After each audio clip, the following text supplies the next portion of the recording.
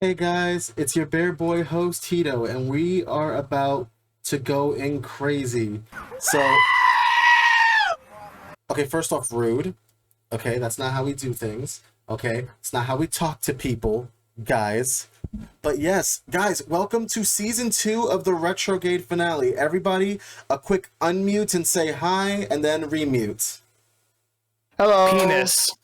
Greetings. Hi. Hello, Batman. おはようござい He ます。 Tussie. Oh my god. Howdy, hey, hello, hi. Oakley dokley, neighbor. Okay, so there you go. That we got Love everybody. Louie. We got everybody here today, so that's going to be an amazing thing. So, if you guys are wondering why we have so many people on the line, let me tell you. We had a whole season 2 of the Retrogade happen, and it was amazing with all of our guests that came on. Not everyone's going to be able to show up, sadly, but you know what? At the same time, it's still a beautiful thing that anybody came in here today. This is the big celebration, guys, and that's the very important thing to begin with. So, let's start with things first. Also, I'm being given a fish. First fish, then things.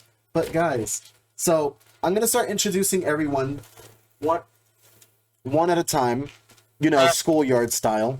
Don't honk at me. The first one on my list is Haddaz. So Haddaz, say hi. Tussie. Yes, that's how we say hi, apparently. Oh, you touch my tongue. Oh, you want me to say hi? Allow me to sing you my native song. No, I need 11. Hello. There you go. Next up on the list. Next up on the list is Jeremy, the Nostalgia Alchemist. 11 more. Hi, everybody. Jeremy here. Really great to be here. Oh my god, guys, this is gonna be the biggest thing I've ever done. I've never had 11 people. This is a first, so if it gets messy, it's gonna get messy. But we're gonna talk it out. We're good people, I promise. I swear. Next up, toward the stork. Thank you for the bitters. Thank you for the bitters. Thank you, Lex. for the bitters. Thank you for the bitters. Thank you for the bitters. do I Thank think you before I for the speak? bitters. Not exactly. I try to. But next up on our list is John JT. The baby's about. Hello.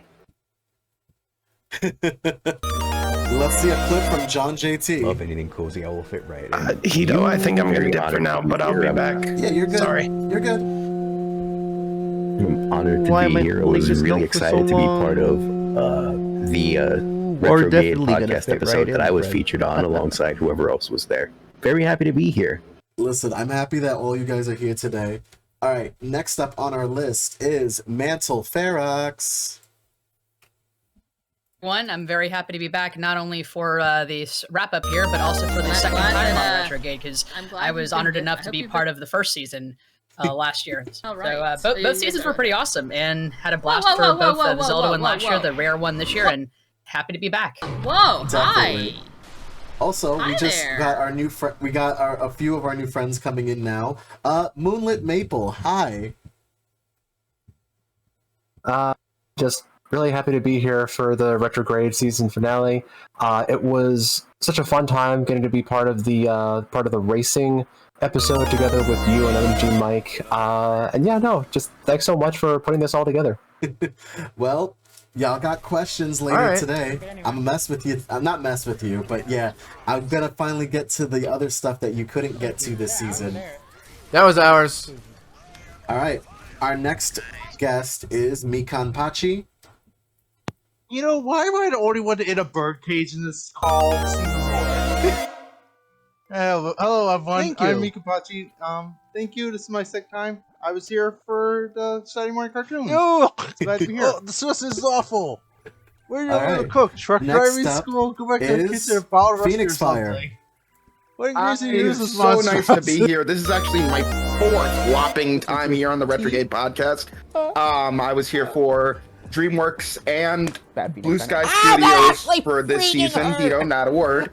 And I was here for the Pokemon in season 1. Again, not a word. And Word. I will end you. I am just really happy to be here for the finale, and I'm just really grateful to have been given all these opportunities to interact with you and your amazing community, Ida. Definitely. Next up on our list is Ribbon Ichigo. Oh wait, why am I writing the shout out command in Discord? Oh no. But yes, Ribbon. Pee poo poo. Pee pee poo poo. Hi. Which retrograde were you in? The rhythm games. That one. You were gonna say the dancing games. Which I was about to say DDR, and I was like, we didn't just talk about DDR. We didn't. Oh god. Okay, definitely. Next up, we got Shell Shock Prime. Hey everyone, I'm glad to be here. I've been a part of 2 episodes so far, but for this season, I was a part of holy shit! And that was a lot of fun. Shit, yo, it's shiny! It's shiny. Holy shit! Holy Alright, next up. fucking shit. Yo, I gotta get it. I have to catch it. You know, the shoutouts make me think Since you're I already- still talking sometimes, and it missed me a little bit. Next up is Stolen Waffles.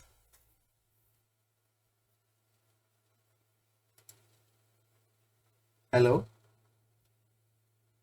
Hi everyone, Hey. it's me Waffles. I wanted to say Cheeto and everyone for being a part of the Retrogade podcast. I was part of the compound chief for the Saturday morning cartoons, and I had a wonderful opportunity getting to know all the different cartoons I missed out on in my childhood.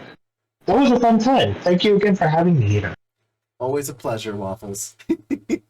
I sadly do not have a clip for you, but you know what? I think the good clip would be the It Takes Two one that we have. And finally, in our chat, we have B-Dubs. Howdy, y'all. I was in the episode where we got to relive our nightmares and talked about some classic horror movies. Yeah, that'll do it. Again, like I said, the alliteration here. We're going to just bring up all of the horror movies and all of the trauma that comes with them. Oh, jeez. I love it. All right. So now that we got everyone here today, we are going to go into a few questions. We also have awards, by the way, today, which I kept very quiet about because I wanted to actually show these awards to like everyone. I literally basically made these little small like certificates for everybody. I will be sending them to them in their personal thing, which is okay. So yeah, I actually have awards for you guys as well when this goes on to this. Oops, so oh yeah, you can see my other chat. Sorry guys, I apologize. I'm just also keeping an eye with some of the other guests that are coming on in. Alright, so we're ready? Nice shirtless dude on the subway. Wait, what? Oh, because that was okay. That wasn't what you thought it was. That was just a video that happened on Twitter. Anyway, we're gonna start with one of our first questions, and this one's gonna go to our aficionado who did the horror movies. We're gonna start in reverse. So, V-Dubs, that's you. Yay. You get to turn your cam / mic on. If you don't want to turn your cam on or whatever, you are good to do that. Oh, there you go. Hey. Howdy, y'all. I'm also gonna ask to the stand Stolen Waffles. You don't have to put on your cam if you can't. So you're all good. Dude, am I good? Yeah, you're good. No, you're good. Just your cam if you can. I can't at the moment, sadly. You're okay, you're all good, no problem. So, I'm going to ask you a question on one of our lovely lists that we have here from all of the topics we did. So, this one's going to go into GameCube games. This was the very first episode of Season 2. Yes, GameCube. So, awesome. So, what was one of your top and memorable GameCube games that you can list off the top of your head right now, and what made it pop for you? Super Mario Sunshine. What made it pop for you? The graphics, the bright colors. And you get to use a spray, so that was fun. Spray the enemies.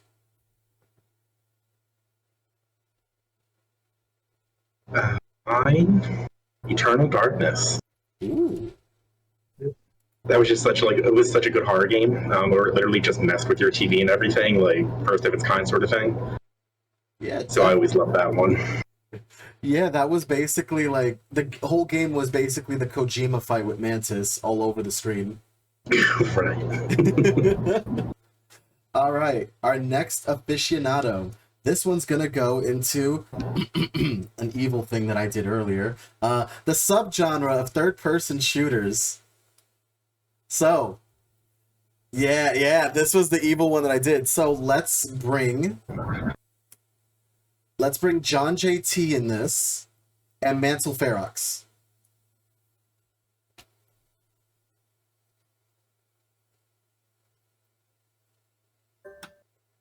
Just one moment here. Yeah, no, I'm here. Just trying to get back to getting the camera on. There we go. Hey. I mean, at least you can see my icon moving in the meantime. So definitely. And John, you there? Yes, I am. All right, you can put your cam on at this point because now you're answering a question now. This thing is a slow piece of work, so give me a moment. There we go. You're all good. Mm. Your two blue blocks spinning. I'm kidding. No, I see your face. Thank you, Discord. All right. Next up is our third-person shooter / arcade shooter tease that we did on our game. So we're going to go into arcade shooters. This is a really fun one that we did earlier with Jeremy the Nostalgia Alchemist and Mecha Dragon 101. So here's the deal. What is your favorite Bulletstorm arcade game? Bulletstorm being games like Toho Project 1998, not 1998, wow. 1994 from Capcom. You know what I mean. I think you guys know with the 1990 thing, or Toho Project, stuff like that. Your favorite Bulletstorm. Space Invaders counts in this as well. And Galaga 2. 1942. Thank you. I'm getting my dates wrong. I'm gonna fail history class, guys. Oh man, let's see, because it's tough because there's a bunch of. Honestly, I hate to, even. It's not my favorite, but the first one that's coming to mind is Graceful Explosion Machine, which came out like shortly after the Switch came out, and that game was just too damn fun. I'm a big and longtime Galaga fan though. That was one of the first arcade games I ever played growing up. Definitely, I can definitely see that being that all your base belong to us. Yep. John. Ooh, we got a heavy think right here.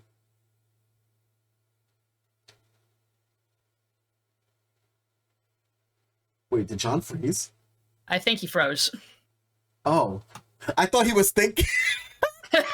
I mean, thankfully he did freeze on looking like he was thinking. You're on the way to destruction. Wait, say that again? Bulletstorm shooter, did you say? Yes. Now, for all of the shooters I have played throughout my time, I've got absolutely no idea what my absolute favorite one would be, mostly because they're not exactly bullet shooters, but, well, like Bulletstorm shooters, did I say? But one that comes into mind every time I do think of shooters is Dragon Spirit. It's a Namco arcade game that released in 1987. You play as this noble warrior who wields a saber that turns him into a dragon. It's not exactly a space shooter per se, but it's still an interesting shooter concept in question.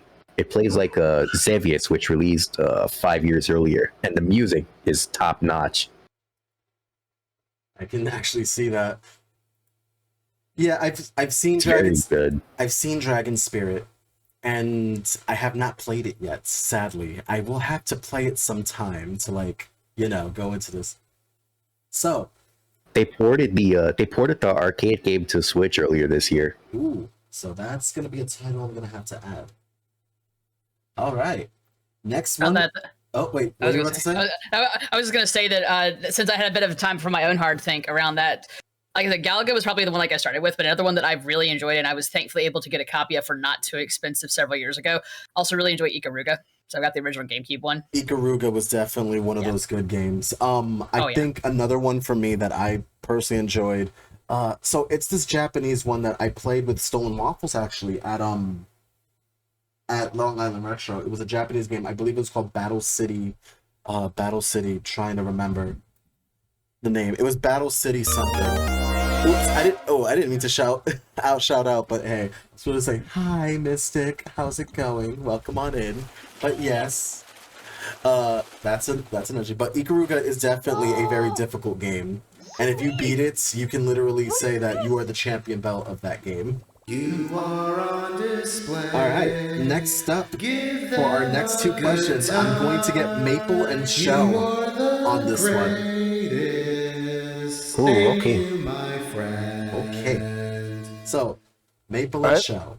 So, this one is from our... This one is from our platformers question. Okay. Ooh, okay. Alright. So, which platformer do you think did the absolute worst in being a platformer? Oh, that's easy. Bubsy. Subscribe Bubsy. and do the thing. Bubsy doesn't know exactly how to platform. No matter which game in the series, but obviously Bubsy 3D being the worst of them all. Damn, that's a tough one. I mean, honestly, like, I don't know, like, all the platformers that I've played, I can't really say that, like, I genuinely, like, dislike any of them.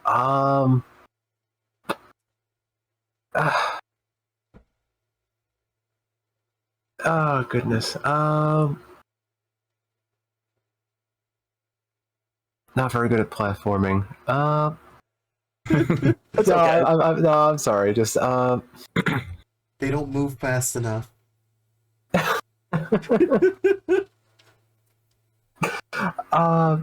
think I would just. I mean, like, I guess just like if I were to like say like a platformer that maybe I might have had like trouble with, I guess like in one way or another. I mean, it's not a bad game at all, but just like I guess like every once in a while when I used to play like Super Mario 64, sometimes like the camera angles and stuff like that might be like a little bit wonky at times. So just like and sometimes just like the grabbing mechanics when like trying to grab onto a ledge, sometimes it doesn't work and whatnot. So I guess that one, but even that, like I still think Super Mario 64 is a great platformer, just regardless. But still, just to give an answer. Yeah. That'll work. I like Galaxy, but the camera vertigo I get from playing that game, it could be a little too much, if you know what I mean. Yeah. I can understand that, because I know with Galaxy there wasn't as much camera control in that game, but like I feel like in Galaxy, like you were kind of like set like on a fixed path, so there wasn't as much of a need for like a lot of camera control. Yeah. But I can understand that, yeah. Definitely. Yeah, one thing I will say is that while people always talk about how Sonic has lost his way over the years, if there's one thing I hope a lot of people could agree on is that Bubsy was never good. Bubsy was never good. Listen, platforming, fall damage, and 2D platforming. Who would have thought? It doesn't work. Oh God, no. Nah. All right. Our next questionary groups we have are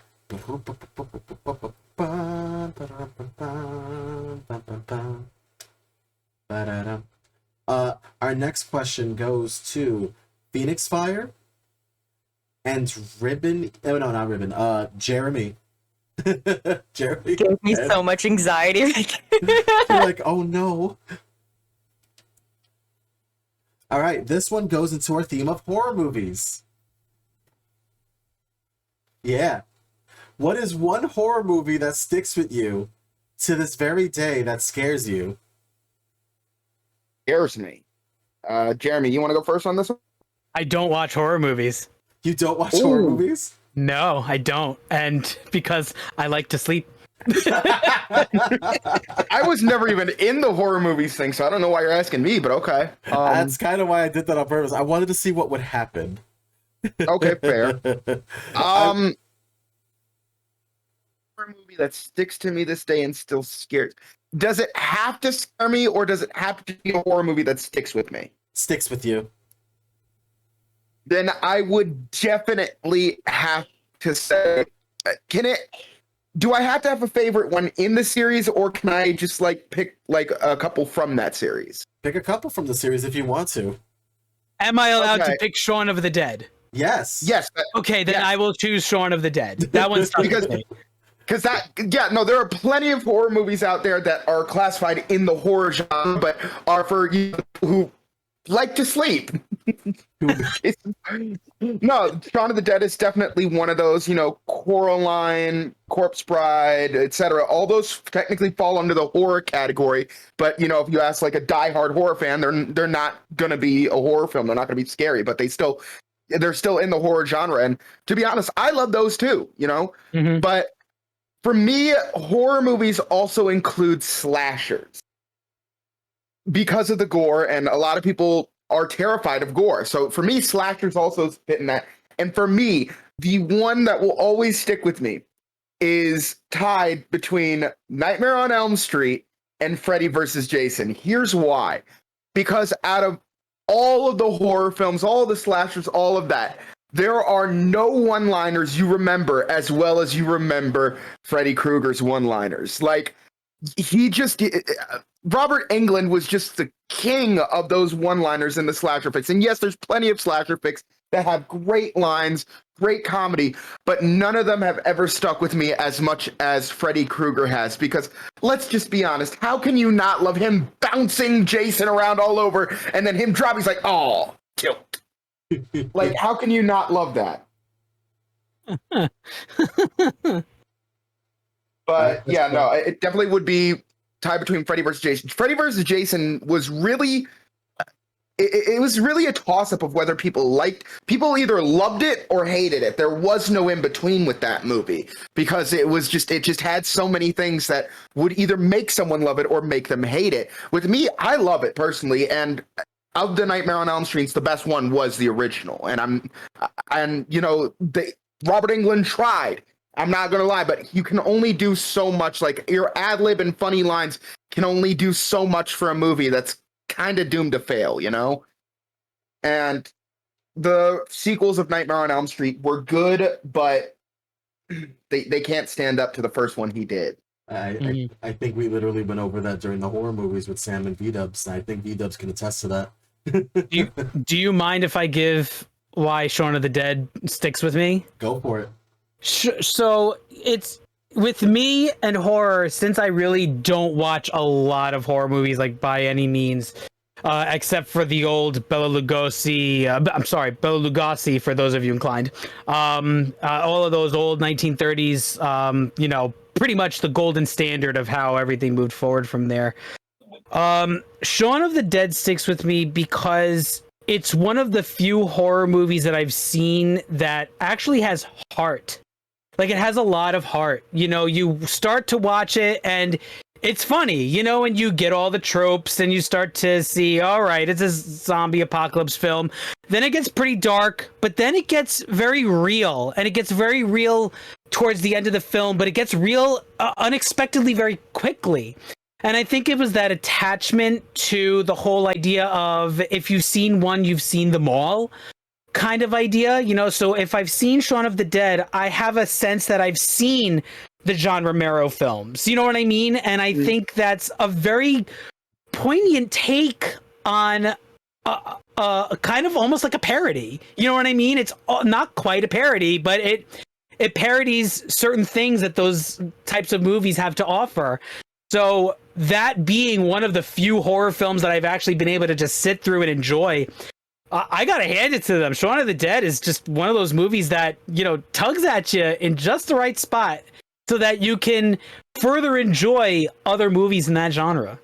Absolutely. And, I gotta agree with them. And I think one of the things I love most is that it pairs the parodies of, all those, zombie films and all that. And when you were talking about how it got very real near the end, I agree, for spoilers for those who haven't seen it. I don't think any of us could. I think all of us would have done the same thing Sean did. I don't think any of us could actually bring it in us to take out our best friend, whether he's a zombie or not, and just keep him tied up in the backyard and play frisbee with old records. I think that's what we'd all do. Yeah, I agree. Yeah. That actually works. All right. So next up is Ribbon Ichigo and Mikan Pachi for this question. You. So during our 10th week of the Retrogade, we went over hacks and mods. What is one of your favorite hacks and mods for a game you play? Oh, this actually is something I've been covering a lot on my past few streams of Skyrim. There's one mod for Skyrim. I have said if I can only play one mod, it's just that one, and that's the Stones of Baron Zaya quest marker. Because without that mod, there are 24 of those sons of bitches that are scattered around Skyrim. And if you don't know the locations or have a guide, you need this mod. Otherwise, you are forever looking for them. They cannot be dropped from your inventory until you have all 24 of them. Then you gotta get a crown to go with it just to complete the quest. Basically, it took me 3 days to finish that quest, even with the mod. It is a lifesaver, that mod. Trying to think. See, there's a few different types of mods that I've had. I personally, when it comes to like mods, I'm a huge fan of just like the aesthetic changes. So like, honestly, the best ones I've seen are on Stardew Valley. I love the modifiers on there. Oh, those are good. But yeah, because they just end up being beautiful. But I think for me it's the funniest mod or hack, I guess, is I had the action replay on the Nintendo DS. On Harvest Moon DS particularly, which if you played Harvest Moon DS in the American version, the translators did a horrid job translating the game because they also bugged the shit out of it. So there are so many bugs that there were already natural bugs in the game that you could use as basically like a hack itself, and then throwing an action replay on that fucker just made it worse. Oh god.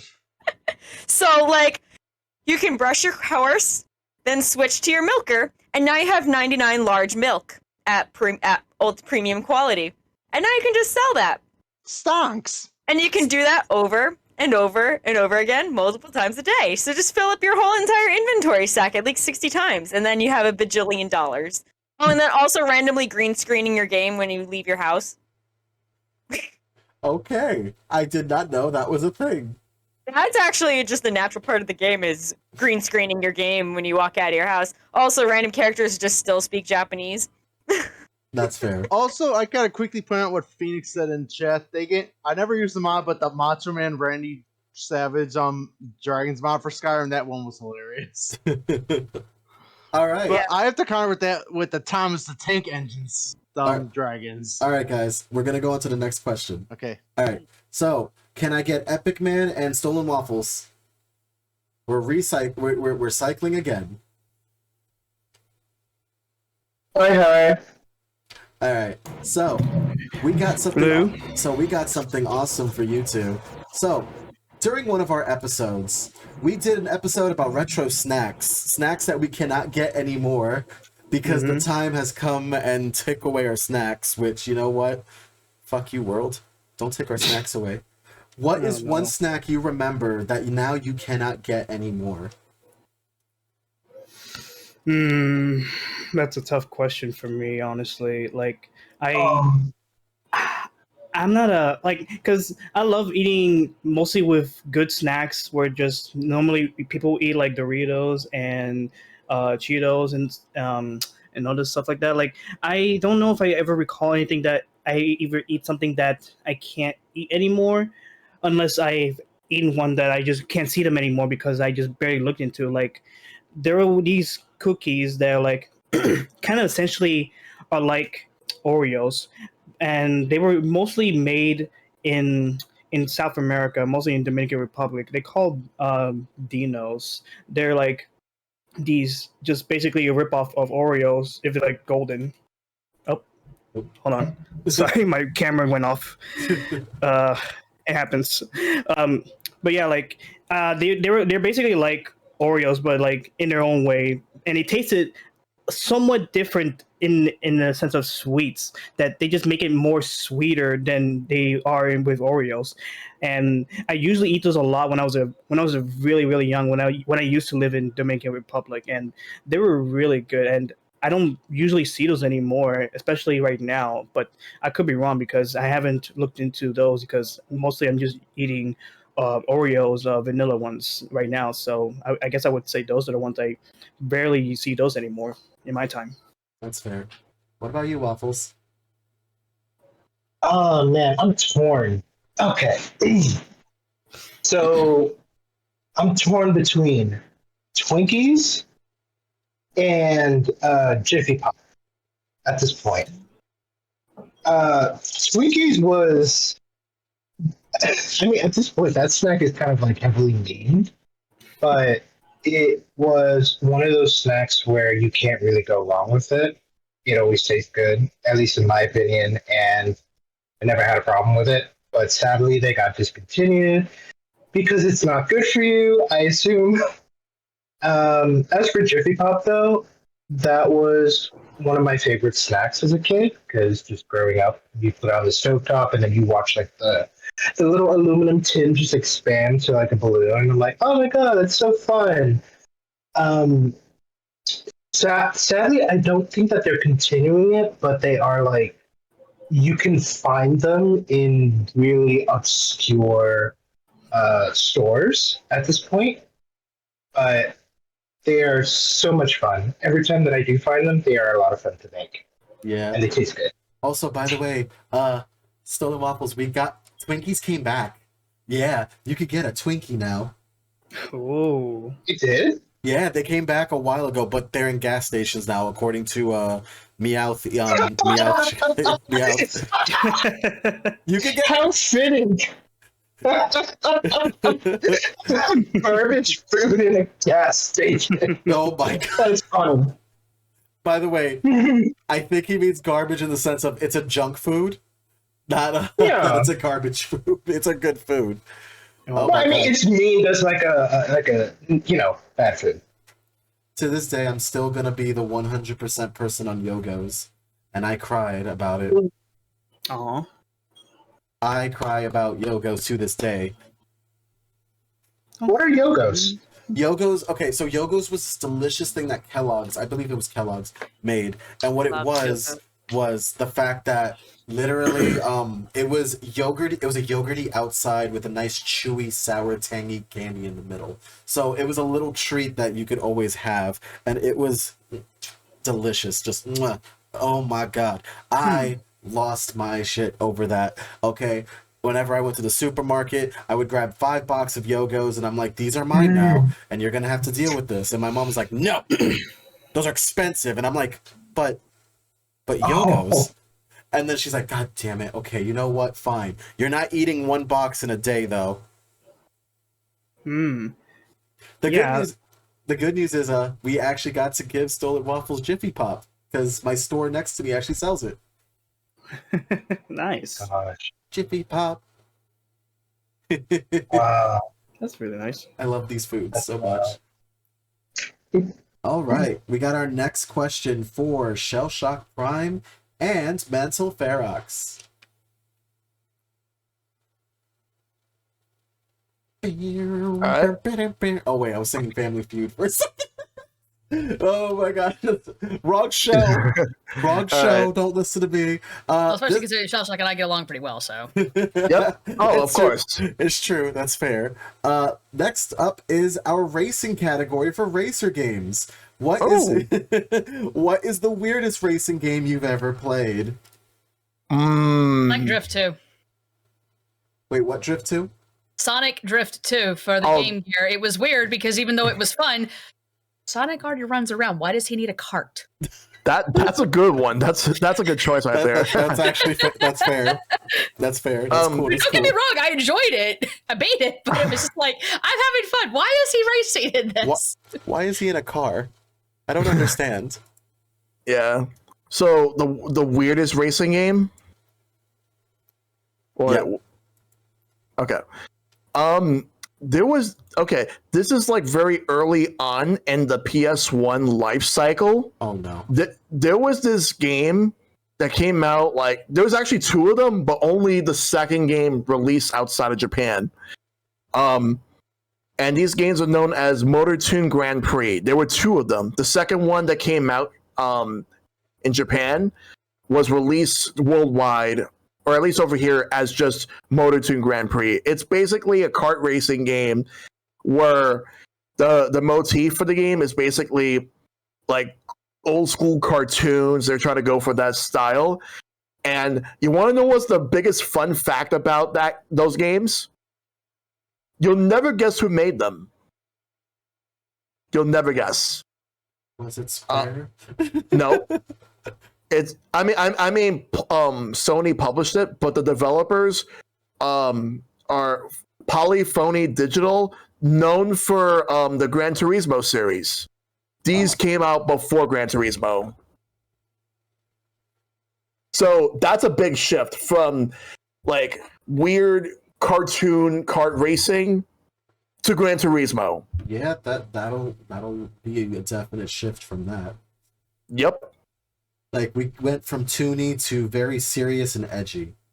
It's very serious, edgy, and realistic. Reminds me of Looney Tunes and Lunatics Unleashed. I gotta say, like, not one of the weirdest racing games, but one racing game. I'm a huge Mario Kart fan, so that's my biggest racing thing. I also love F-Zero. I never really got into the Hot Pursuit. The Need for Speed series. But when Hot Pursuit came out, it was like, this is an interesting take on this, and the fact that you were able to like have like this police versus the racers and everything was actually pretty nifty. And I gotta admit, I enjoyed that game. Also enjoyed smoking people online and them not being expected with my screen name at the time. All right. All right. So we got our next question now. This one is for Saturday morning cartoons. And I had to give this one to Jeremy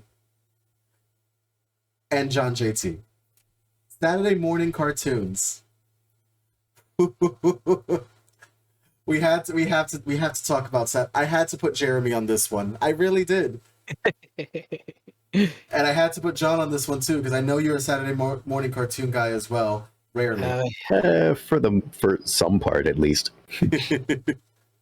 But yes, essentially our next question is, what was one of the weirdest, not weirdest, let's not use weirdest we've been using a lot of. What was one of your favorites Saturday morning cartoons growing up? How much time you got? I mean, I grew up in the era of the of the animation renaissance. You know, I mean, after movies like Akira and The Little Mermaid and Who Framed Roger Rabbit came out, all of television basically was animation for children. You know, you come home and it's from 3 o'clock to 5 o'clock, to even 2 o'clock for some stations, 2 o'clock to 5 o'clock, at least in the New York metro area, we had cartoons and animation. I mean, even from 5 a.m. until 9 o'clock a.m. on some channels, all you had were animation. That's actually how I got introduced to, oh my gosh, Samurai Pizza Cats, Sailor Moon, Dragon Ball Z, and I'm talking about early morning, like before everybody wakes up. Transformers, Beast Wars. But when it came to coming home, it was a huge toss-up in my 10 to 12, 13-year-old demographic years of either watching Disney Afternoon or Kids WB. I wasn't really into ABC or Fox. When I was very young, I was into CBS, like Raggedy Ann and Andy, Muppet Babies. That was when they were still playing Romper Room and Zoobilee Zoo. That's not an animated show or Romper Room either, but I digress. I would say that Animaniacs takes my top spot, bar none, hands down, one of the best written animated shows for anyone really who gets it, you know? Another show that tops my list. Oh my gosh, there's just so many. It's just so hard, but Animaniacs is the one that takes the cake for me, just based off of writing alone. You know, there you can't really get too far with just a basic script. You know, like Disney Afternoon was pumping these really awesome theme songs, Chippendale, DuckTales, Tailspin. I say those, a Goof Troop. I say the names of those shows, and the first thing you think of are the theme songs. Not a lot of story, you know, but when it comes to Animaniacs, you are immediately drawn to Books on a Ceiling with Michelangelo, Albert Einstein, you know, Einstein's Cookies.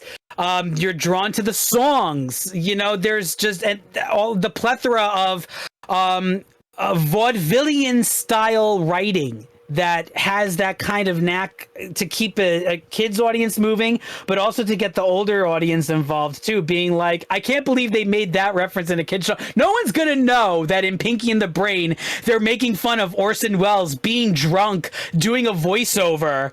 And it goes that deep. So for anyone who is ever wondering, if you haven't checked out the 1993 to 1998 Animaniacs show, please do yourself a favor, indulge. It's on Hulu. It will be definitely worth your time.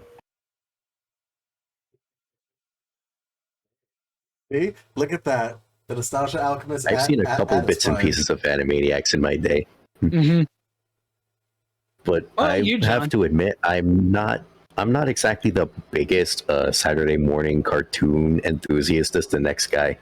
But every now and then, like before cable boxes, we had I'm not from the era of, say, TV shows like Animaniacs or one, but I'm aware of series like Looney Tunes, The Muppets, Teenage Mutant Ninja Turtles, for instance. And I was more into the because there was this one network on Fox that would air Saturday morning cartoons from around, I think, 8 a.m. to 10 a.m. Are we talking about the Fox box? Almost. I was going to bring up TV. What TV? 4Kids TV.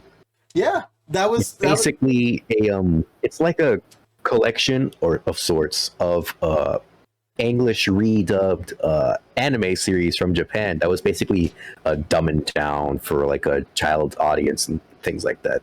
They would have a lot of translations, Dragon Ball Z, Sonic X, Kirby, right back at ya. But one that stood out for me the most was Yu-Gi-Oh! Duel Monsters. Like, Konami and I have some really interesting connection to each other. Like, aside from the video games and stuff, I had gotten into Yu-Gi-Oh! Because my older brother had played the games and he had also watched the show. He was collecting cards too. Next thing you know, a decade later, here I am with drawers full of customized decks and all of this. And I've also been working on binge watching the entirety of the series, all the way from the original Duel Monster saga to what's the new one? I think Arc. I could be wrong. I think there was one that came out after Arc 5, but I was thinking on stopping at what is it called? 5Ds, the motorcycle based one. That one is so cool.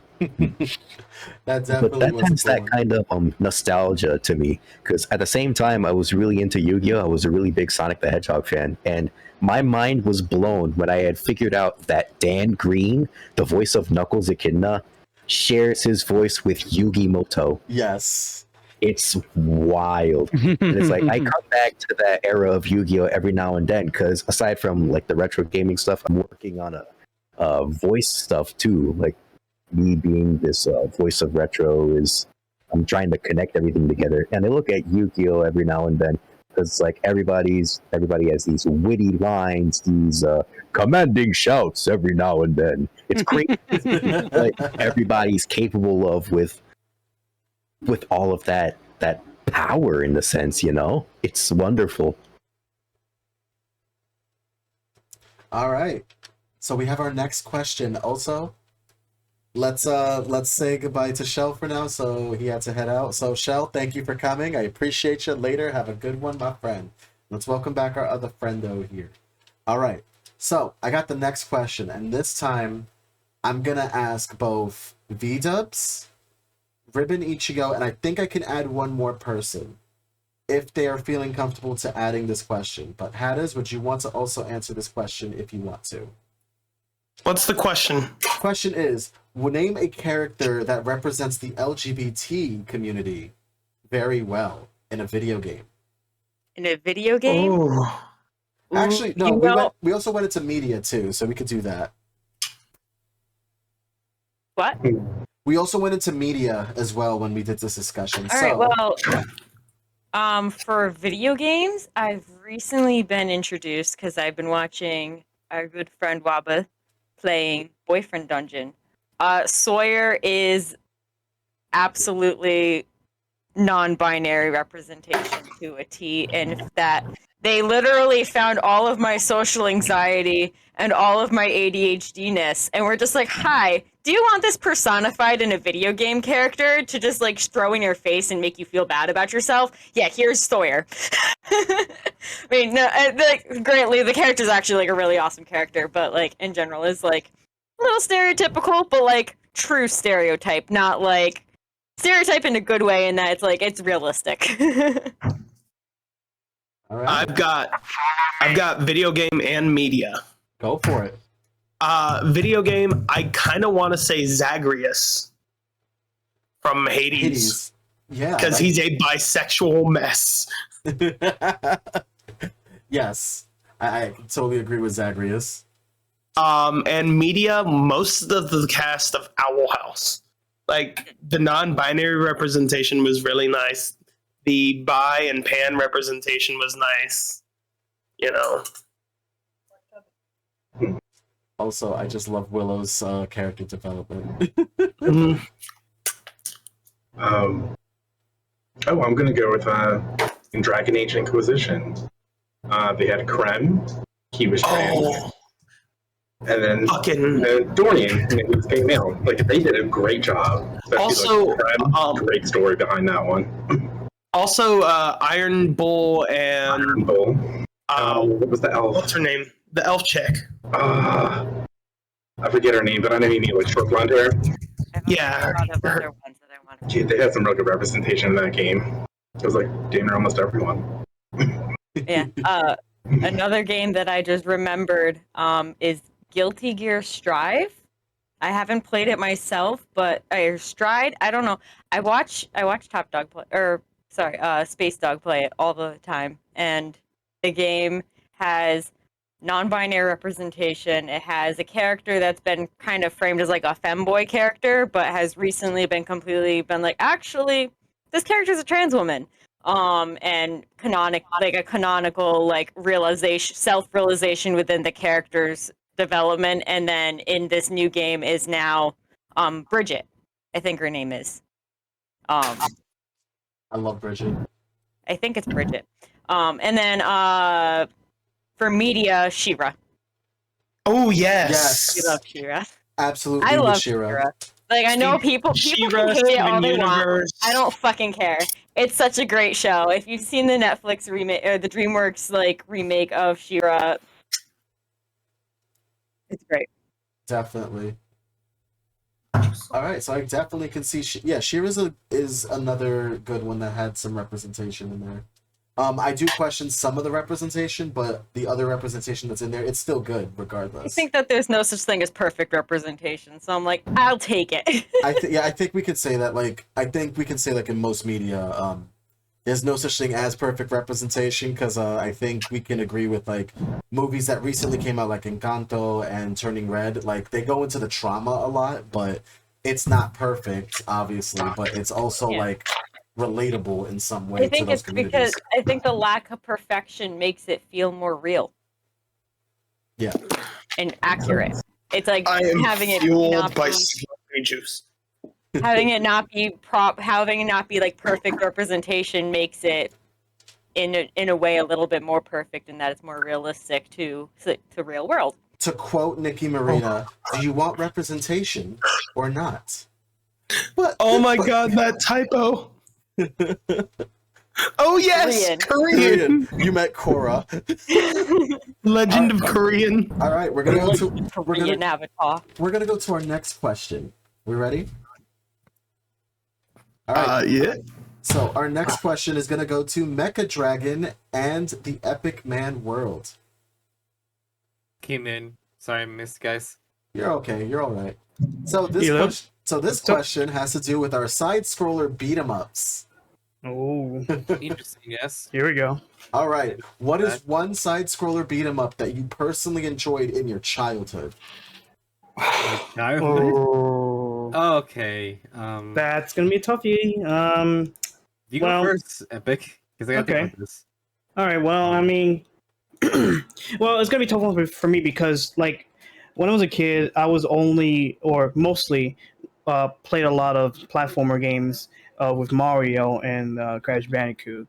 But if I would have to recall, because I think I have a vague memory of playing other games that I guess would be side scroller, but could be wrong. It could be like, was Fatal Fury a side scroller fighting game? Fatal Fury was purely fighting.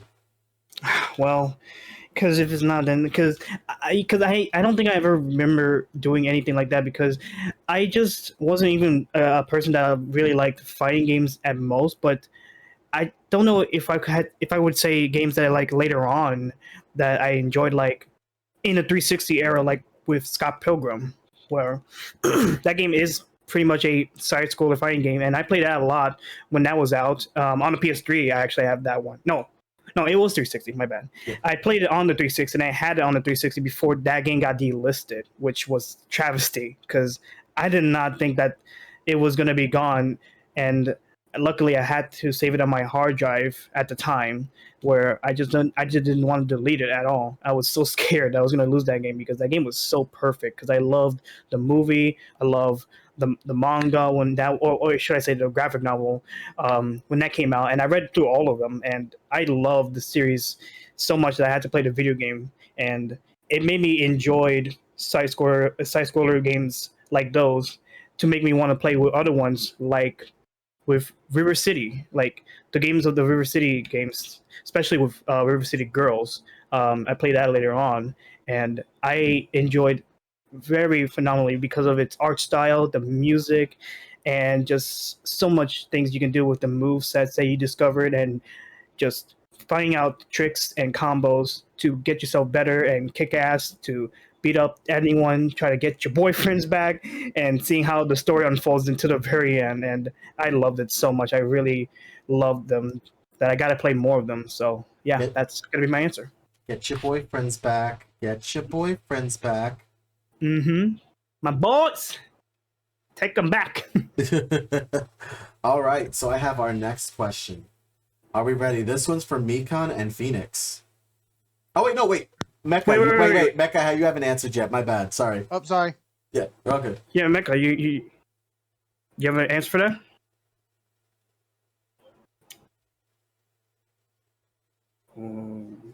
Mecha?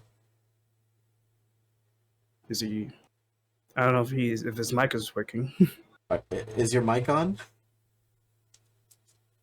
We can't hear you if you're talking right now. You might want to turn your mic on. Wait, is your mic off? Is it better? Yeah, there you go. There we go. I was like, where's your mic? Wait, hold on, my camera's weird. I'm on my. I'll fix it later. You're all good. What was the question? My favorite beat 'em up? I'll be quick at this. Trying to rack my brain if I ever played a beat 'em up when I was a kid. I think maybe when I was in high school, I when I bought the Genesis collection, I played Gunstar Heroes. That was kind of fun on my Xbox 360. And I also, like Epic says, I played Scott Pilgrim as well. I had that for the PS3 for a bit. And yeah, both those two games are great, especially Gunstar Heroes. I didn't play when it first came out because it was probably like 3 when the game came out, but I think I bought it on the Xbox 360 when it had those anniversary games, and I had a good time playing it during that time. It was pretty good. I mean, I'm sure I played some other arcade games that were beat 'em ups in the past, like the Simpsons arcade. I probably played that as a kid, and what else? Other games that I can't remember. My memory's bad apparently. But yeah, I'm gonna say Gunstar Heroes Scott Pilgrim is my answer. If that helps. Definitely. Mm-hmm. All right. Now we're going to the next question. We're going to the next question. This is for Mikon and Phoenix. I return. I am back. So, Mikon and Phoenix, we had an actual conversation about tabletop RPGs with Terfindial. What is one of your favorite tabletop games? Tabletop RPGs. Oh, tabletop RPGs? Yes, in general. Well, I would say Dungeons & Dragons. That's the only one I played, but there's actually one thing. It's kind of a lesser known game. It's a tabletop RPG, but you don't need any materials. You just need like paper and maybe like something to use as chips. Have you ever heard of the game Everyone is John? Yes, actually. I have a friend who was working on that game actually. When I was working at Brooklyn Game Lab, I actually heard of Everyone is John, and that is actually a top-notch game. I actually enjoyed that very much so. It is a fun game. Like, I wish I can get together a group just to play it. It is just so fun. And like, you don't need any prep ahead of time. You just doing things on the fly. You just have like people, like the players, basically the person in the narrator, like the DM. The players just like have like they each have 2 goals, a crazy goal and a normal goal.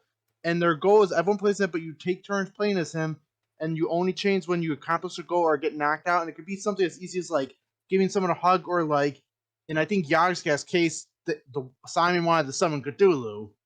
It's a fun game. I love it so much. All right, Phoenix, your go.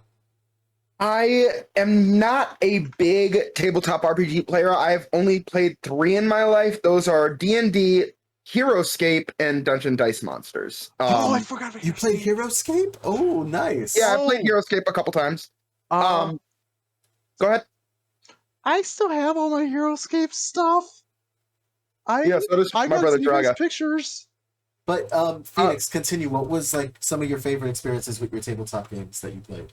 Okay, so Dungeon Dice Monsters, I would just play that with my cousin, and we were young enough that we could get away with just making up our own rules kind of thing, you know, how you do when you're kids. And Heroescape I played like 2 or 3 times, not as memorable as my times with D&D, but I still enjoyed it. However, I have 2 of my favorite moments in D&D where, so my first ever game, I decided to go for a paladin. And it wasn't until I, at level 3, did 86 damage in 1 turn that I found out that Paladin is overpowered. And it wasn't really until that moment where I found out that Helsing meme really was that funny, because it's just like that Helsing meme, Paladin attacking, this is a deep, deep pain, Divine Smite. Oh, cool, it gets worse! And my other one, my DM had a rule that if you nat 20 on a saving throw, you get to go for a counterattack. So this one time, I was attacked by Skellyman, and I rolled a nat 20 on the saving throw, got to counterattack, rolled a nat 20 on the counterattack, and hit the skeleton so hard that his head became a temporary weapon, landed on the other skeleton, and killed that one too. Guys, we need a clap in the chat for this. Like, yes, please. I'm giving Phoenix the clap. Wait. Oh Even God! That was just a counterattack. Congratulations. That was a good job. I don't know if I could top that, except for the time me and my party kind of blew up half a town. Oh no! So I do have one funny D&D story, and this is when I was teaching children how to play D&D.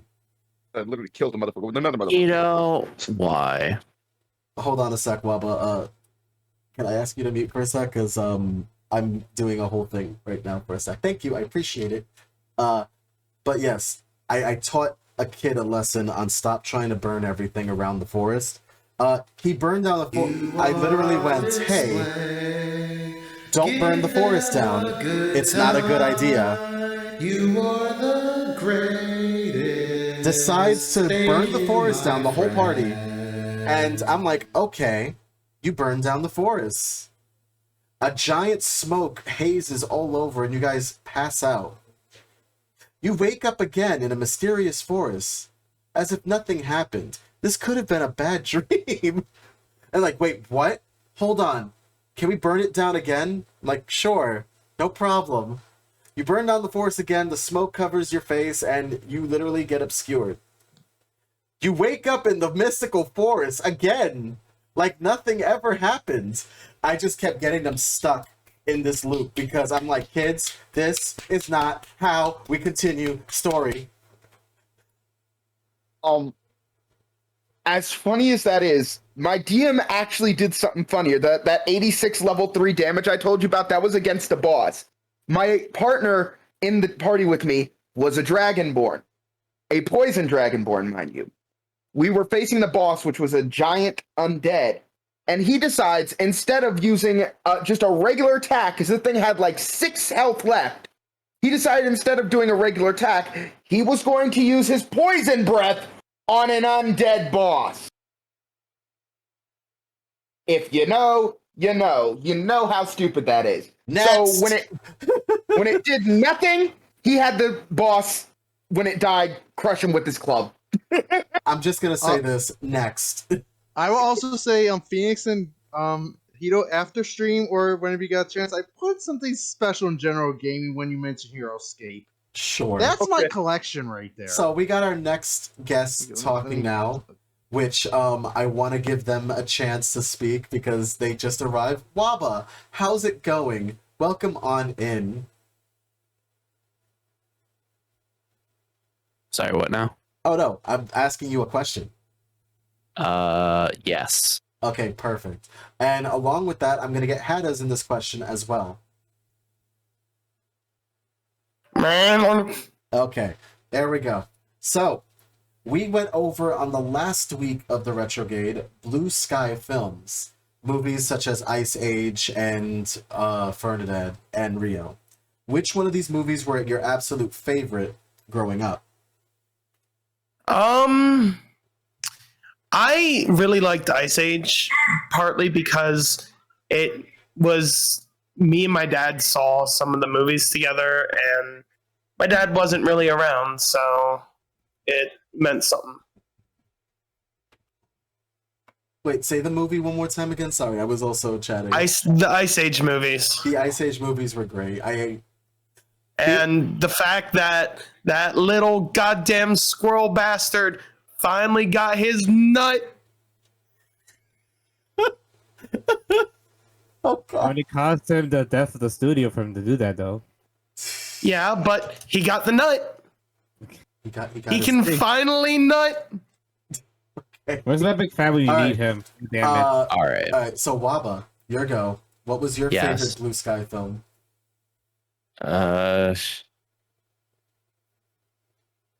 Skip. I could also bring up DreamWorks, but technically speaking, Hada's already answered that question. What's a Blue Sky film? Ice Age, Rio, Ferdinand, Epic.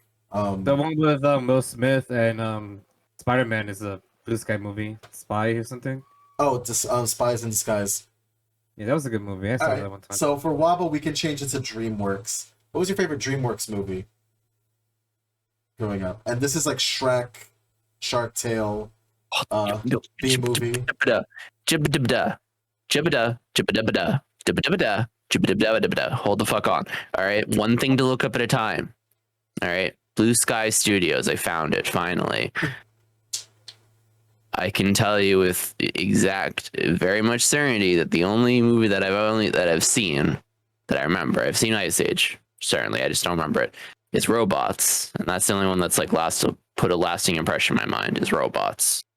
Was it Aunt Upgrades, Fanny? people. Upgrades. Was it Aunt Fanny? I just gotta know. Was it Aunt Fanny? Was it on Fanny? Aunt No, it's upgrades, people. Upgrades. Obviously. Yeah. You had it right. Romulans was very great in that. Romulans was great in everything. Everything that man touched turned to gold. No, that whole movie was great. It was a very like interesting take on the kind of growing up and moving out trope and trying to like figure out the real world, and then figuring out the real world is really shitty. So it was funny, and I loved it a lot. Definitely. And it's still a great movie. It is. To this day, I still remember this as a thing.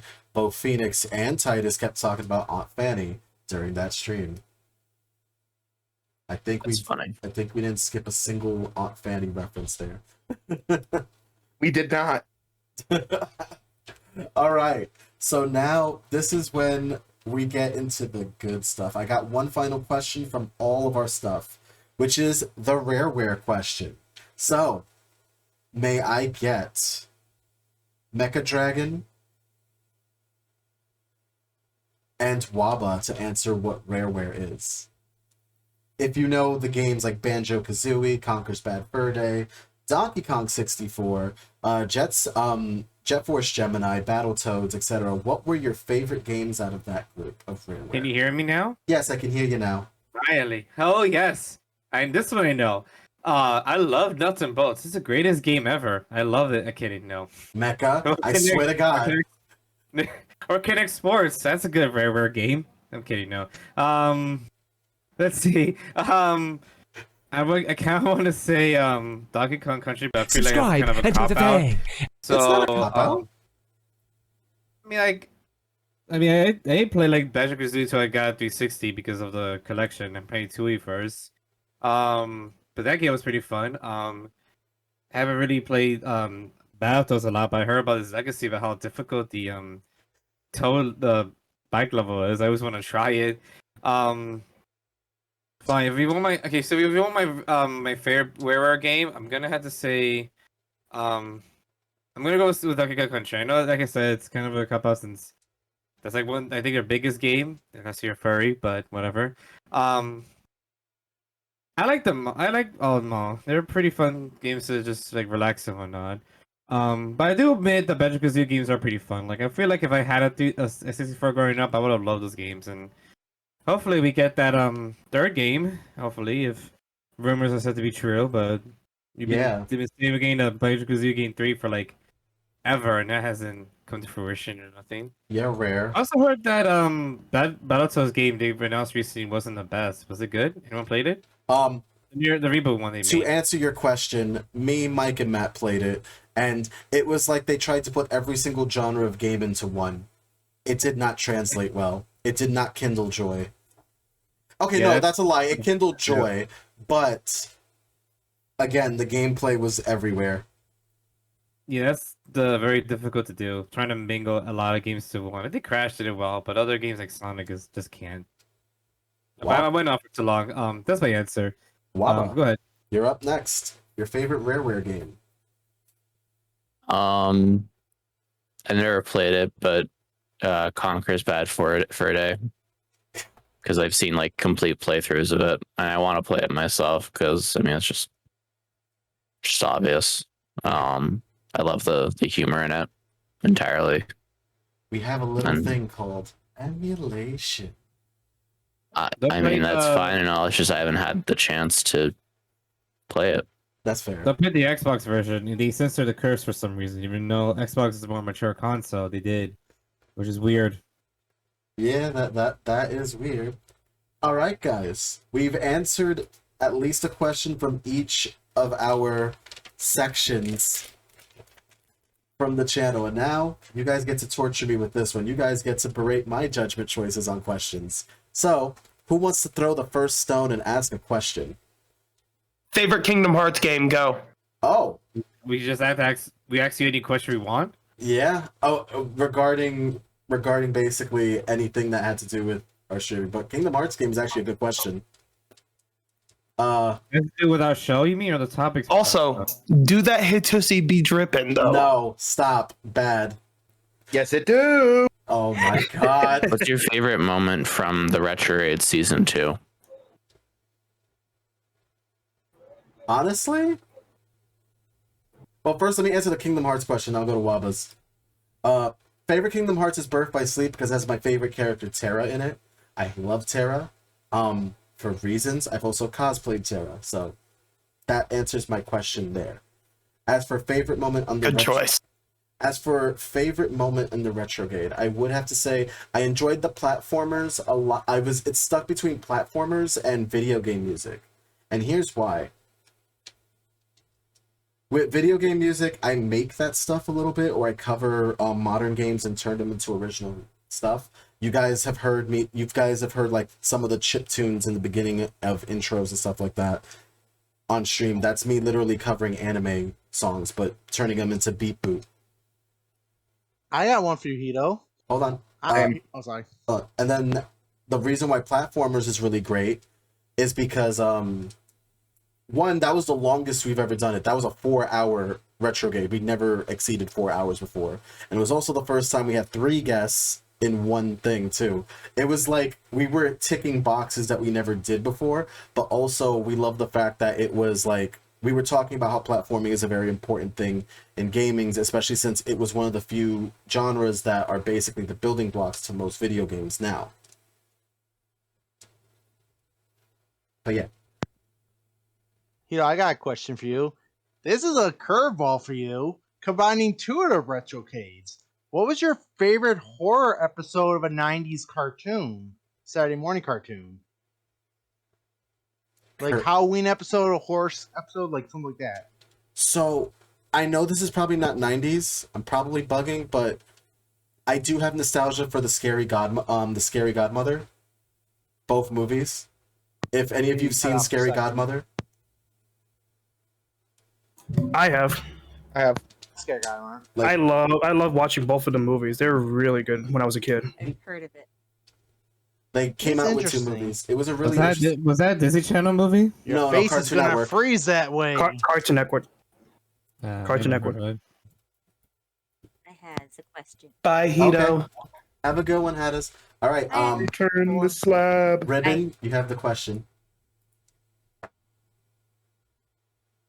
Ribbon? Oh, I thought you said Brendan, and I was like, who's Brendan? So my question. Fuck. Oh, okay. I want this controversial opinion. I know you're gonna get canceled, Hito. Oh no. You know it. Oh no. What is your opinion on remakes versus ports? Ooh, actually, okay. So here's my thing with remakes and ports, and I'm gonna use this as an example for like other things. Example, Pokemon Diamond and Pokemon Brilliant Diamond that came out. Now, I wish for a fact that I had like all those quality of life things from Brilliant Diamond in the original game. However, I felt like there was more work that could have been put into Brilliant Diamond than it did in Diamond. As an example of like how I feel with remakes and ports. If you're gonna make a remake, make a remake. Don't half-ass it. Wow. That's the hottest take I've ever heard. Cancel. Okay, add a little bit to that. That's okay. How dare you not just absolutely drool at the feet of Game Freak and demand I think the remake all the content with as little effort as possible. Mecca, what did you want to say? No, I just want to add to that. I think a remake, if you're gonna make a remake of a game, at least like make it like out and whatnot. Don't do what like Naughty Dog is doing, just update the graphics and call it a remake, which kind of bothers me. Because like I know this company could do more, but no, they would just want to keep making Last of Us property to the day they die. Hopefully this is the last time we'll see it, unless they want to make a Last of Us 3. But if basically, like I said, if you want to make a remake, like either make the graphics look nicer, quality of life stuff, yada yada yada. I think remakes are great. It brings the games to another generation of kids. To be honest, sometimes they do things that are like kind of like doesn't make sense or take out for the game, but like for example, real quick, I heard they remake the game that the ET creator made, Yar's Revenge, right? Yeah. Recently on the Switch. there's no way you could play. Well, there's a way to get to play Atari 2600 games, but I don't think any kid's gonna play that. They're gonna look at the game and be like, "What the hell is this? Get that out of my face!" But if you give them the remake, they're like, "Okay, this is kind of fun and whatnot." So, again, sorry for memory on. Oh no, you're good. You're good. Also, I just wanted to add, like, my favorite remake that actually did come out last year that I enjoy a lot of at this point is the ActRiser remake that came out. For any of you who know what ActRiser is. Really? I should play that game. I think you mean ActRaiser. I played that, yeah. but I wasn't. Sorry, when I say Raise and Rise, they kind of mix two together. It's a weird thing with me. Because I do Rise and Raise at the same time. It happens. But ActRaiser was a really good remake that happened. All right. Who's next? I got one. Okay. It's again another combination of two different podcast episodes. But what is your favorite line from any? You know what? Let's narrow it down. Shrek movies and Ice Age movies. What's your favorite line from both of those series? All right. So let's start with Shrek 2. Literally I can still remember the Shrek 2. It's not a line, it's literally the whole song of the cover of Holding Out for a Hero. Yes, which that whole thing that was the most epic thing ever. As for Ice Age, I to this day cannot forget Ray Romano's character as the mammoth and getting mad at the fact of calling him fat. I'm just fluffy. It's not fat, it's this fur. It makes me look poofy. I think that if Holding Out for a Hero cover from Shrek 2 is not a core memory for every single person in the entirety of existence, they don't exist. I'm sorry, can I talk about that for a second? Because this has been like a legitimate debate in our household as of late. Uh-oh. Wow, getting canceled in your house. Well, so we know that song exists at the end of Shrek 1, but Frankie could swear to God that there was another song that was played in the Shrek movies. Holding Out for a Hero is in Shrek 2. Yeah, 2. You're saying there's another song afterwards? We thought that I Will Survive was in Shrek, was in like the original Shrek or something. It's not. It's not. It's a Mandela effect. And we're mad about it because actually we can distinctly remember it. What about the entirety of the American Idol thing at the end of Shrek 2? No, it's not even in the parody. I Will Survive's not in that. It's not No, in I know. I'm not talking about I Will Survive. I'm just talking about that entire thing is just amazing. Yes, it is. They had literal Simon Cowell. I want to just point this out, Shrek. Donkey is a bard. He sings, he makes quips, he bangs the dragon. Exactly! All right, who's next with their question? Who hasn't asked yet? I've got one. Oh, here we go. Okay, so going back to the video game music session we did, what do you think is the best use of licensed music in a video game? Ooh, okay. So there's a few that I can go into, but there's one game that I didn't play that I cannot count this in, but I'll go into my real answer first afterwards. But my first answer would be trying to remember the name. My friends were playing it. It was called shit, I'm trying to remember. It came out for the Switch. It came out on Steam. They mixed a whole bunch of it was a DJ game. I'm trying to remember that. Not DJ Hero. But they would take licensed music and mix them together and make like basically DJ tracks. I'm trying to remember the name. Switch, I think. I'll figure it out later. I'll probably end up like talking about it later. But my actual favorite game that did licensed music and literally got me going was Jet Set Radio, and I played it for the first time. I played Jet Set Radio for the first time, and I realized that Wu-Tang Clan plays in this. Like Wu-Tang Clan plays a song in there. I I love also what Jeremy, which if you could say that in the chat over here, please bring that up because that was also a good thing that they did. Oh, what, Florence and the Machine? Yeah. I love Florence and the Machine. Sorry, Yeah, that was I just have a a question that I can ask. I know I've asked a question already, so I was go giving- for it. No, go for it. Okay. So I'm only asking this because my cat is demanding attention. He demands that I play fetch with him, and he's come up with an idea. Keto, you know how much I love cats. Yes. If you were to be isekai'd into a video game where there is a cat in the storyline, which video game would it be? And you would be in the perspective of the cat. See, so here's the thing. I kind of want to say Stray because I didn't play the game, but apparently that game is very sad, so I'm not gonna say Stray. It doesn't have to be a main character. You don't have to have the main protagonist be a cat. It's just if there's a cat in the game, But I you am would be in the perspective of the cat within the game. Dies in the end. But I'm For example, Persona 5. Let's see. I'm not gonna be Morgana because goddamn no. I can Morgana is cute. How dare you? No. The only reason why I say that I don't want to be Morgana is because I don't want to be hated for sending you to bed early. Like I'm thinking, that's what we always do. I'm thinking like when I'm thinking cat, like I'm thinking like any game that has a cat. Like Genshin Impact doesn't have any cats in the main storyline, but there are cats just randomly walking around in the country. Bowser's Fury. I got my answer. So, I love Blaze Blue. I was a big Blaze Blue fan back then, and Taukaka was definitely cat-like. She was a fighter, but all she really cared about was getting food and basically taking cat naps. And that was literally most of her story. I'm like, feed me, let me sleep, and that's it.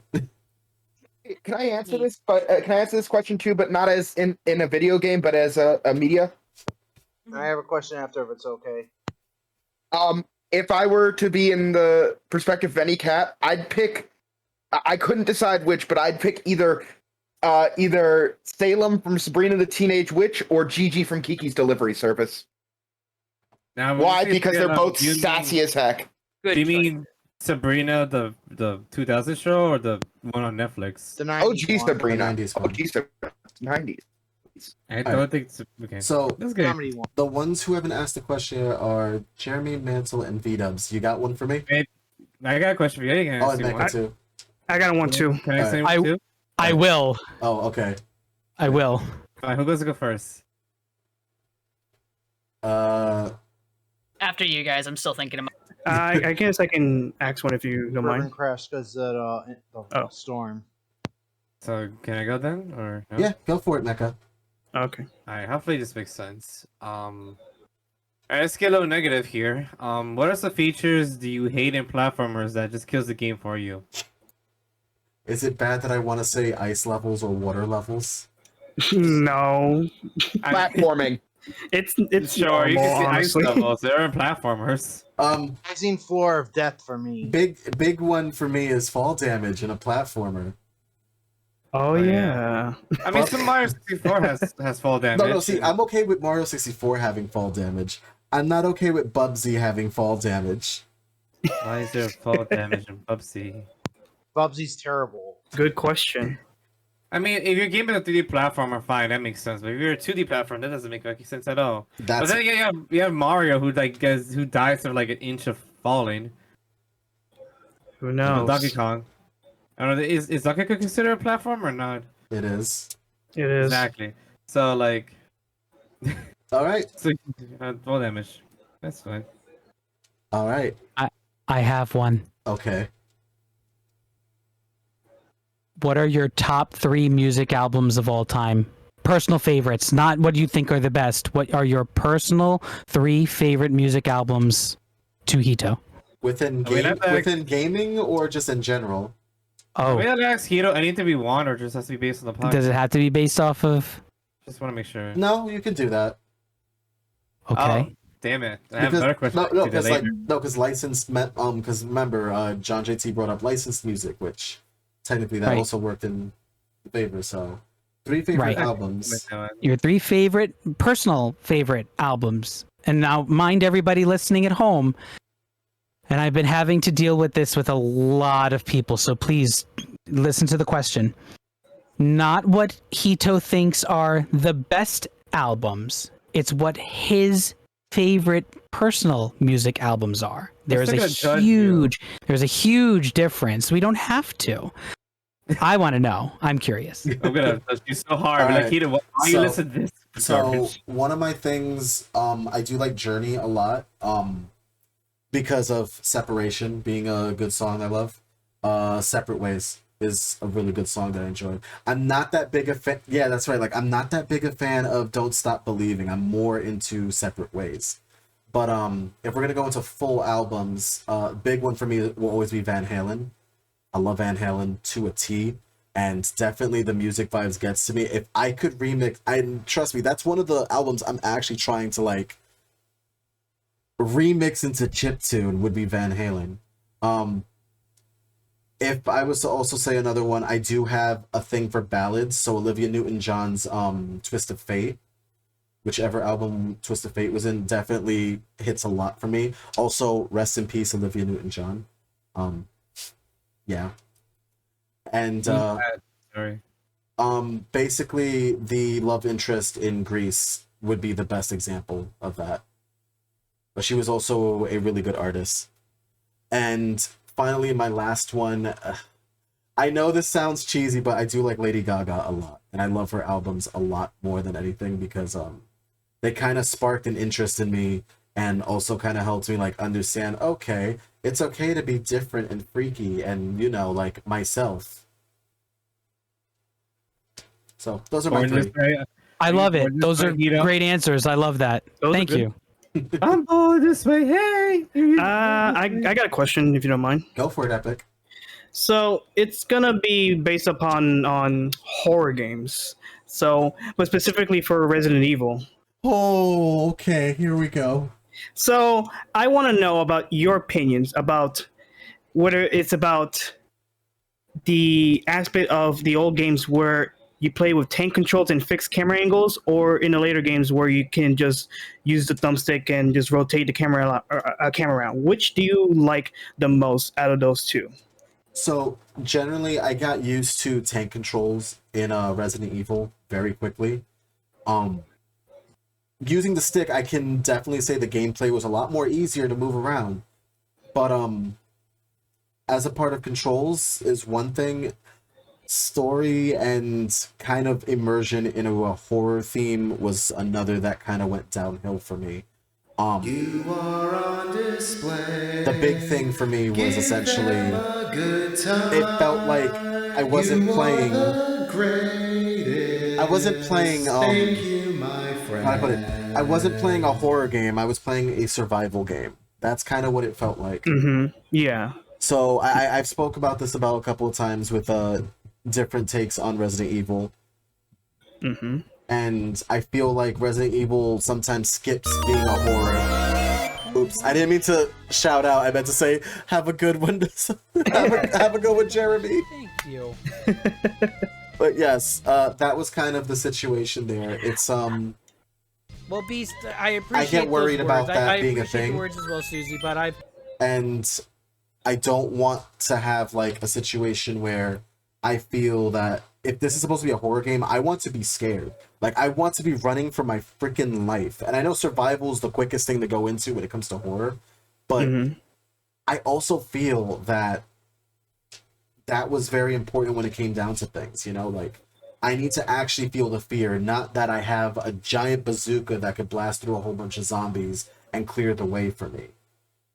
Right.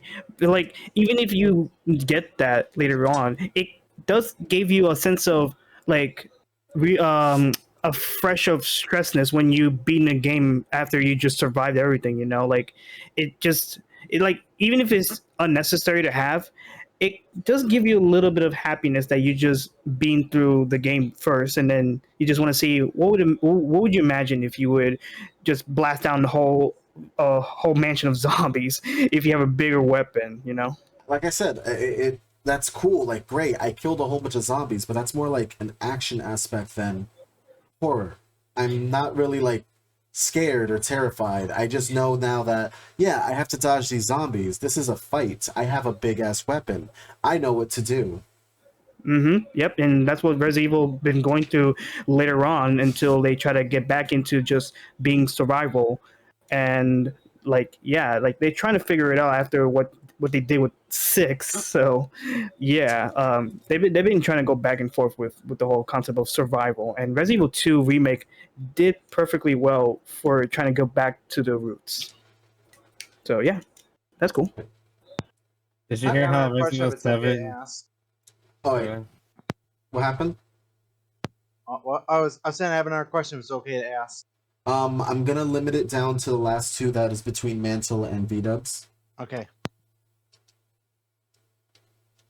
Oh, okay. Okay, so it's kind of related to the horror movies that we did. Yep. But also video games. Go for it. Your least favorite My least horror game based on a movie, yeah.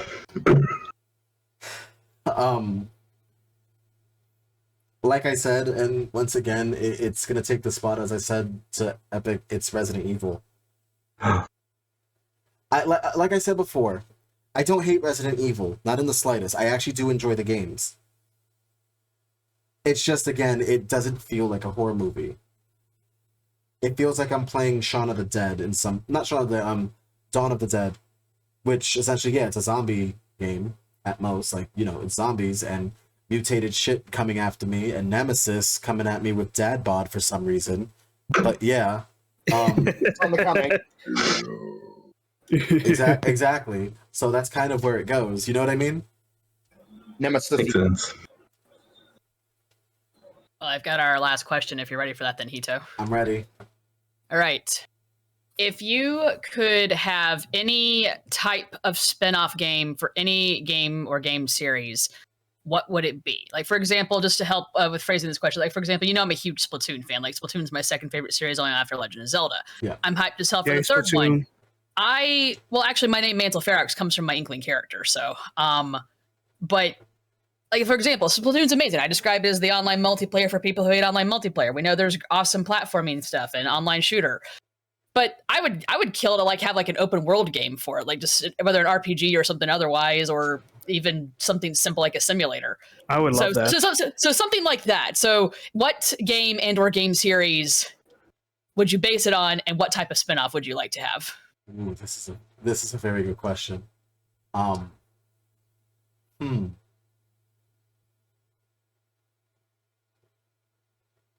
After Hito, I'd also like to answer that one. Also, after him, I'd like to answer it too. Yeah, I'm glad you guys like it. Yeah, this is a really good question. I would like to answer that too, but you know, I like your answer for Mantle about having a Splatoon as an open world, because I would definitely love to have that, because I love Splatoon as well. Oh yeah, no, for sure. I mean, like I said, a lot of people don't realize it, but Mantle, the way I got this name is that's the name of my primary Inkling character in some of this lore that my best friend and I have crafted in the Splatooniverse. Nice. And actually, yeah. Yeah. My not right now for Discord, because I'm not sure if you guys have seen. There's a Discord thing going on right now. There's a big error where you can't change your profile pictures, otherwise you might get IP banned. Yeah. We heard about that. Yeah. Yeah, so that's part of why I've got this. And I mean, granted, this character is basically me in the show, but so it works. I do notice that character actually from Zombieland Saga. I actually like her. I cosplay that character a lot. She is my favorite out of all the girls in that show. I'll go ahead and tell you. Saki is literally me, to the point where my friends who know me very well, they keep watching the show or meet me. They're like, "Oh my god, why are you so Saki? Brother, why is Saki you?" So if you ever need any indication of my personality, I got an answer. Yes. So, I would like to see an Animal Crossing puzzle game. That'd be cool. And the reason why I'm thinking about Animal Crossing and puzzle games is because you notice one of the big things that a lot of people complain about in Animal Crossing, especially in like the GameCube era, was space to put your stuff. So now we can use that as a concept to basically make Animal Crossing like a small puzzle game, a small spin-off that will probably be about like what, $20. I can see that. And I could see it even going for 15. Like even for 15, yeah, exactly, and it's a whole thing.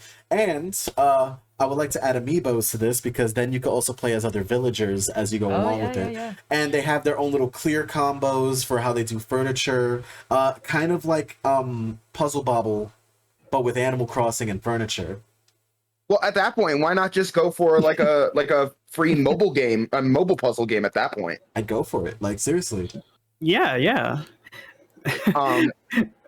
My answer is actually from I know some people know this, but it from what I've seen, it's actually a very not very known game. It's like one of those underground games, but I'd like to see a more open world kind of version of a game called Fossil Fighters. That one. Remember that game? Fossil Fighters. I remember okay. there was. I remember on the Wii when they had the free Wasn't software that downloads. They DS had game? DLC for that. Yeah, no, Fossil Fighters, the one I'm talking about is the one that they made for DS that was like, there was this whole wacky story about dinosaur like aliens and how like the one girl who like DS on the Wii originally. Oh my God. Yeah, it's just like the one girl that had a Rosie, I think it was, that had this hugest crush on you. You could turn her down and it would just be like, oh, like everyone's just like, oh, okay, she's gonna be sad, but no, she took that shit personally and you chose the alien dinosaur girl over her, and I'm just like, I'm dying and I want to see those characters come back. Are you taking I wanna see, like, another- Are you taking Jaden's gameplay as like a reference here? Somewhat, but that's exactly that's exactly my thought process when I saw it. I'm like, oh my God, she's not wrong. It's just like she would take so much offense, and I'm just like, yes. So I want to see like a big open world, kind of like how they did with Pokemon Arceus. I want to see that for Fossil, kind of like that for Fossil Fighters. Cool, yeah. Okay, so my first of all, chat. My Nautigard is. I'm not going with this. What you think I'm going? I want to see a Pokemon visual novel. What I mean, like that, like Pokemon game where you're like learning a story, like about maybe the trainer and like their friends and stuff like that, and like yeah, there's your Pokemon in it, but like basically almost like a like visual novel where you're just basically making choices. Not a dating game, but like just a story based game where there's no battling, just like all story based and you make choices and stuff. That's Is how that I want to basically see. what the Pikachu was? A visual Well, like novel? that, but like without the puzzles and stuff. Actually, just more of like the best gameplay to go with that would be Digimon Survive, because honestly, their gameplay works the way you basically described. But do it with Pokemon and do it with like the origin of Pokemon, like they kind of did with the origin Like- of Digimon. or maybe not like the origin, but I'm saying like just like a series of like almost like how can I say it? Basically, like, you're just a trainer and like they're going from being like they're going the storyline going to be a trainer doing a gym challenge and like getting to be a champion, but like you're actually getting story talking about where the trainer actually has a voice and is not a silent protagonist and interacts with the people and like stuff like that. Or maybe just like the daily life in them, but just something cool like that. I think that'd be awesome. And no, Phoenix is not sus. It's I mean, not sus. Welcome back. Welcome back, Maple. Yo, Maple's here. You what up, Maple? Just So Hey. Maple, people were asking me questions that were really scary but really cool to ask because honestly they're great. So, do you got a question? Oh, Oh, actually, Okay, I know. You know what? I'm gonna ask a question that's blasphemous. Go for all right. How about this? What is your favorite modern game? And by modern, I mean game that's modern. It's kind of difficult to like pinpoint like what really is modern versus retro. But I guess like a game that's come out and like within the last 10 years, I guess that is like that really stood out to you. Honestly, funny enough, Bear and Breakfast is slowly taking that title as I'm playing along it. It's really fun for me.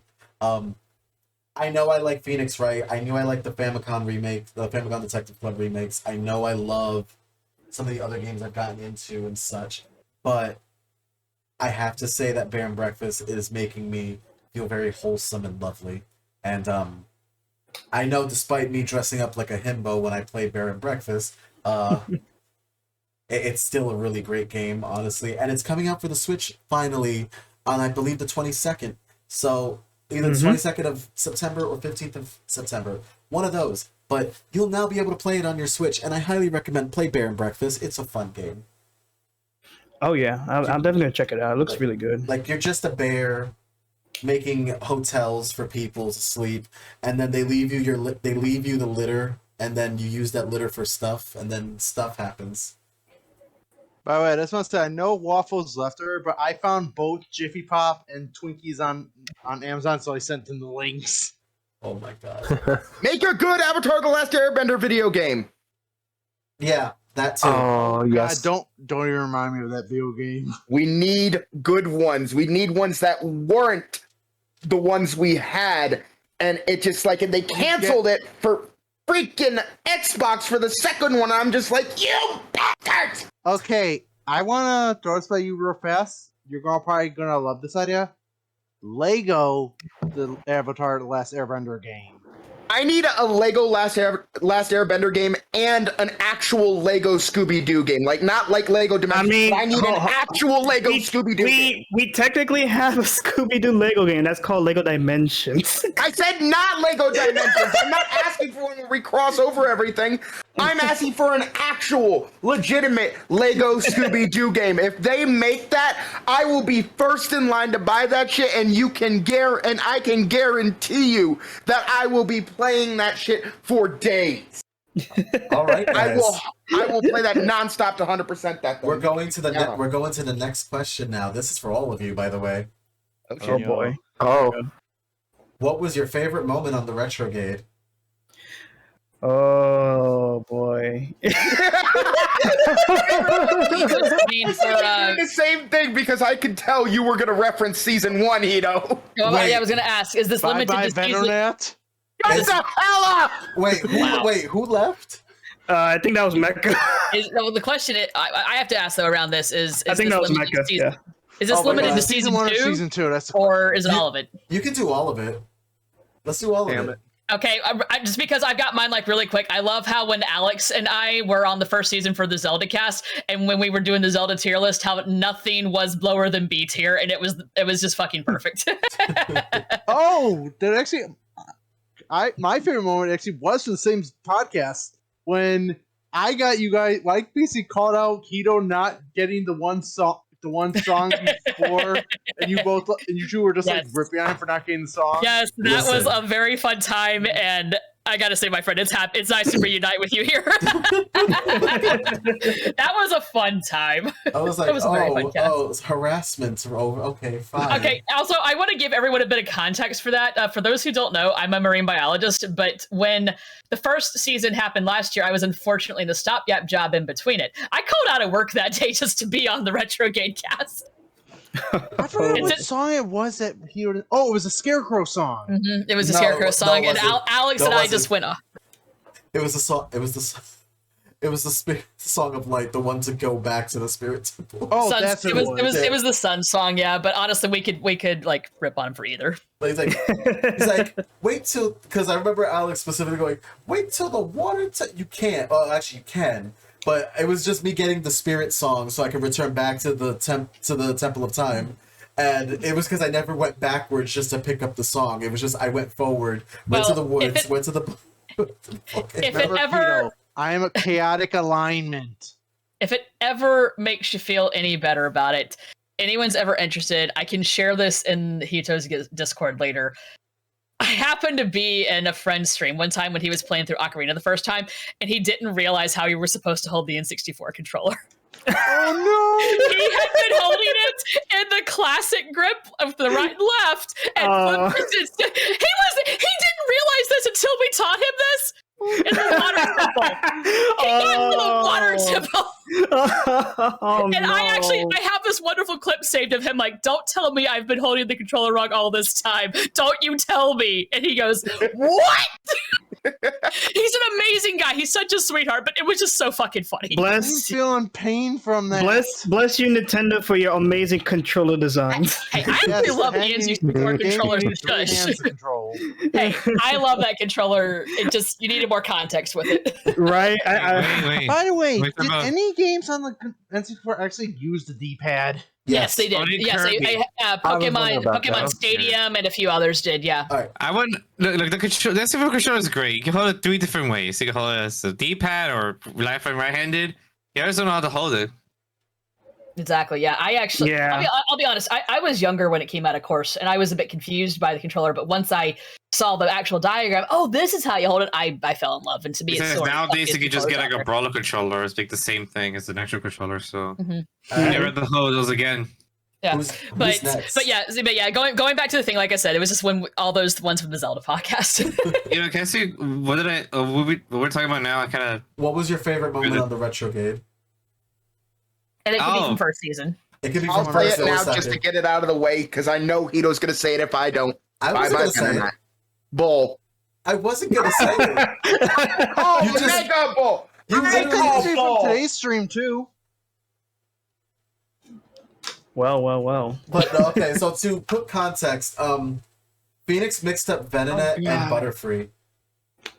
Oh God. So you know, They're both purple with red eyes. It's easy to mix them up. You mixed those both? Wait for it. No, here's the thing though. We were talking about who remembers the infamous episode of Bye Bye Butterfree in Pokemon, the one that made you cry. I remember it. The one that basically destroyed our. Now I understand. Bye bye Venonat. My eyes were Okay, watering honestly, at the in time. Phoenix's defense, technically people looked into it, and originally Venonat was supposed to evolve in Butterfree, and Metapod was supposed to evolve in the Venomoth, but last minute they changed it because the anime creators wanted Ash to have a Butterfree. And I remember I remember stating that also in the podcast. I did make that point. And it's easy to mix them up, so you can get the hell off my back. I mean, Butterfree and Venom are like 2 different Pokemon still. They look nothing alike. Okay, they are both purple Wait, hold on, with red eyes hold on, and bugs. And to my Hold on. defense, I had not seen it since I was a kid. One has wings, one does not have wings. They both have Wait, wings. Actually, no, both have Venonat does compound not have eyes. wings. But my dude, you just said Venomoth. We're talking about regular Venonat. Venomoth and Butterfree can be very similar when you look at them like that. Again, I haven't seen it since I was a kid. I haven't seen it since I was 7 years old. Okay, so you can get the hell off my back. Well, the good news is it's still a trademark feature on the channel. You made history. Wait, Trademark. what is? No, hold on. What did you do, Hito? No, that moment is history. Like literally, like it's one of the inside jokes in the channel now. Can't wait for that trailer for season 3. Yeah. Oh God, no! You better not make that part of the season 3 trailer, Hito. I swear to God, I will cut you down and throw you out the window if you do. The Retrogade season 3, Phoenix Strikes Back. Oh, damn it! Ultimate meltdown. Oh my God! Ultimate next one. You guys go on ahead. I had to think about this one. Oh. I know, like when Mike and I were both like on the racing episode of the Retrograde, like it was really fun, like getting to talk about like a lot of our favorite racing games. But also, there were so many racing games that Mike and I just did not have any experience with, and he was just like, "Guys, you're supposed to be the racing experts. What you doing? What happened? I don't play Gran Turismo. Oh no, I play only one of them. So basically Maple and Mike found out the difference between a kart racer and an actual driving racer, and we basically saw the list get worse and worse. It's So wait, you list those games too? Yeah. It was all these actually, and then also just like on a lot of those on those tier lists, there were like almost no Nintendo games. I think they were like very skewed towards like Xbox and PlayStation games. Like so it's mostly with the racing simulators then. Yeah, there were some like more like arcadey games. I mean, like Burnout. Like I definitely like had my 2 cents on that, and like there were some like Yeah, I think Ridge Racers was also on there. Like there was also like I want to know Rift Racer on there because that's a like Initial D meets Beat Saber video game with music. Yeah. That's a fun one. I remember distinctly that there are so many racing games that I've looked into passing by with Xbox and PS3. They just so many of them that they're all distinctly not like big like Gran Turismo or the Forza series. There are just so many of them that they made. Yeah, they literally felt like they're the same. Like the Driving Club game because like they have Drive Club flavor was and there. color. Yeah, Kart Racer apart. Like Forenza, Gran Turismo nowadays, both those kind of the same. Right. You know, it's kind of hard to stand out like when it comes to like racing simulators. When it comes to more arcadey games, like you can introduce like so many new mechanics, so many like different courses that you wouldn't be able to like have in real life. Just like the like imagination, like the sky's the limit when it comes to like arcade racers. But racing simulators, there's only so much you can do to stand out from the rest of the pack. Exactly. Because I would say this: like, you put like Gran Turismo and Forenza next to each other. A 5-year-old's not going to tell the difference. You put Crash Team Racing and Mario Kart next to each other. A 5-year-old's going to be able to tell the difference. Yep. All right. Next. And also, just one other thing, just like it was just really funny, just how Mike and I were both kind of like the same brain cell. We both wore like the same Super Mario Kart shirt for that episode. Oh, and Hito? Oh, yes, that's it. Because you decided it'd be a good idea to piss me off, I hope you're winning your little D&D game, honey. I know, it wasn't my fault. You're the one who brought it up. Because you would have if I didn't. No, I actually had a different moment. So, like I said, you were going to bring it up. I hope you win your little D&D game, honey. You even said at the beginning, before we even started the actual stream, you were going to bring it up somehow. It was a joke, and you brought it up. I call bull. Take the eye from Aaron. Oh my god. Another guest of the Retrogade coming in with a party. Woo! Welcome on in, Aaron. Aaron. Oh, Aaron. What? Ice pick Damon. Aaron, are they gonna kill the Titans? Thank you, Aaron, for your lovely raid. Thank you for trusting your community with me, and welcome on in. We're just playing stuff right now. We're just talking. We're doing the thing. The question is, what was your favorite moment of the Retrogade? Maple just answered the racing car dilemma versus kart racer dilemma. And Menzel had season 1 moments. Phoenix literally had a season 1 moment. And yeah, who's next? And I already said that mine was the part where the season 1 with Zelda, where I basically gaslight you with the song. Rude. Again, rude. You know you're my bear buddy. All right, who's next? I guess like from the 2 times that I was in here, well, I would say my favorite episode and moment, well, mostly episode, was with the platformer episode with me, Matt, and 112. I believe that was probably my favorite time being with you guys, talking about my favorite genre that brought me into playing video games, and I just love talking with you guys all the time about it. Aww. And let's not forget about the moment that we had to list a lot of the freaking tier list that took us how many hours to just get us over to the most amount of hours in the Retrogade. That was so crazy. Like, also, there was many of them. I just want to state something, Aaron. If you do want to come in here and talk with us, you can. You're welcome to, but I also know you just finished the stream and you might be exhausted. So I just want to I understand. You guys get a coffee, it'll be fine. But yeah, that's gonna be my moment right there. My voice hurts. That's fair. Okay, no problem. Do not stress your voice.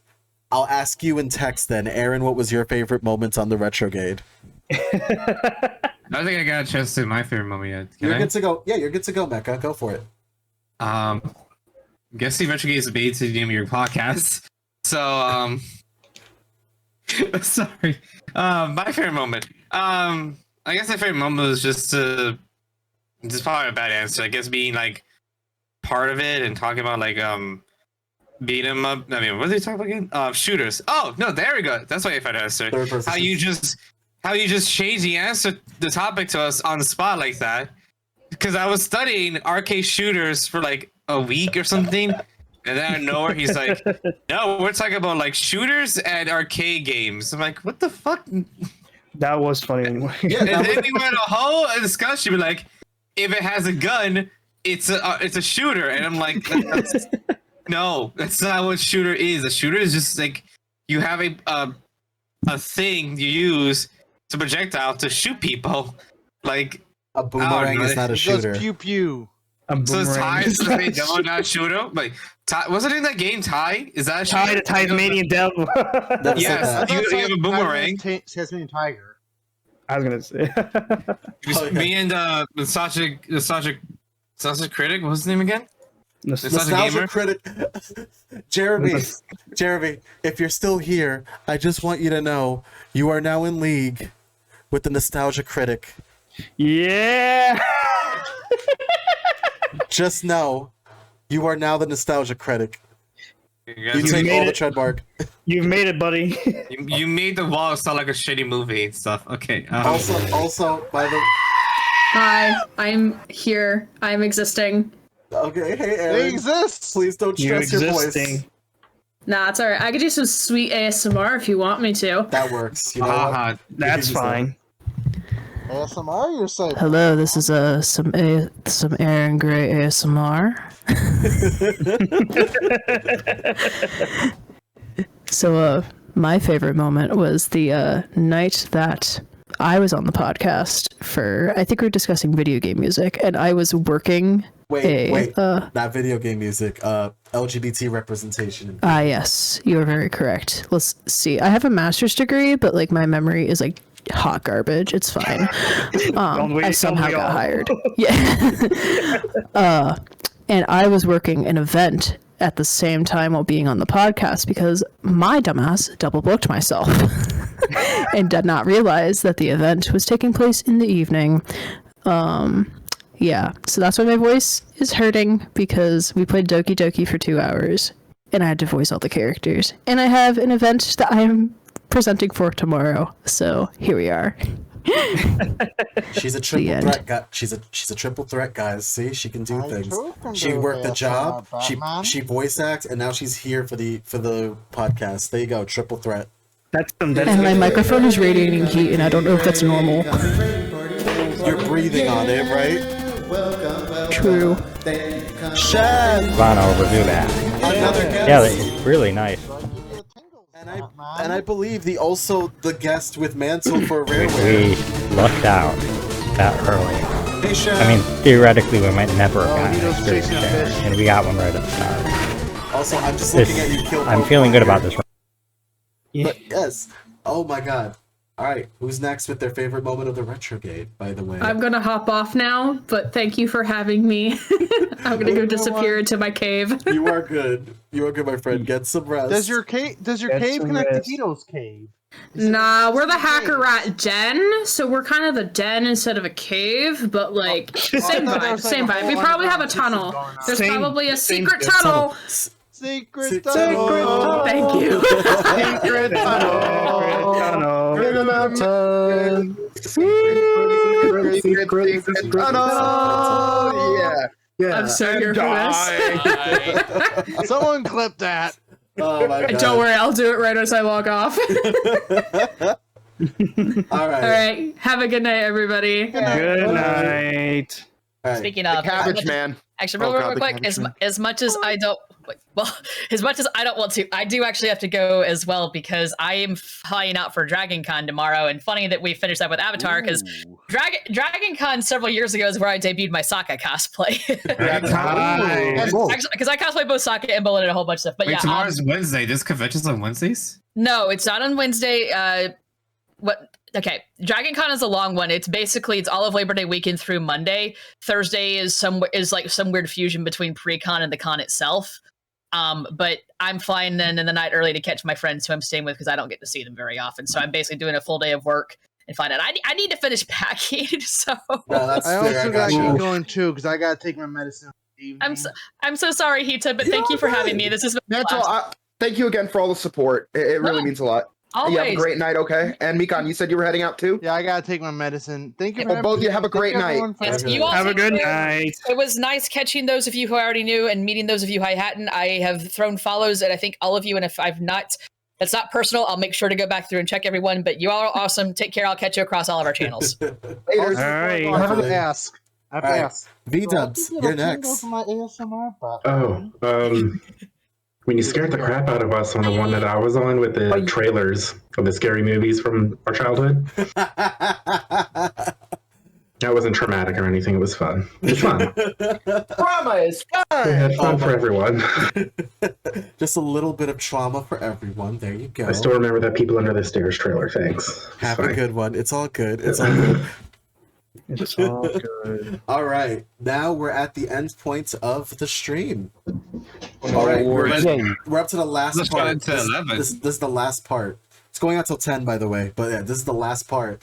This is the award ceremony. So I gave everyone like a little certificate in some way on what they've done on the like what they did on the Retrogade.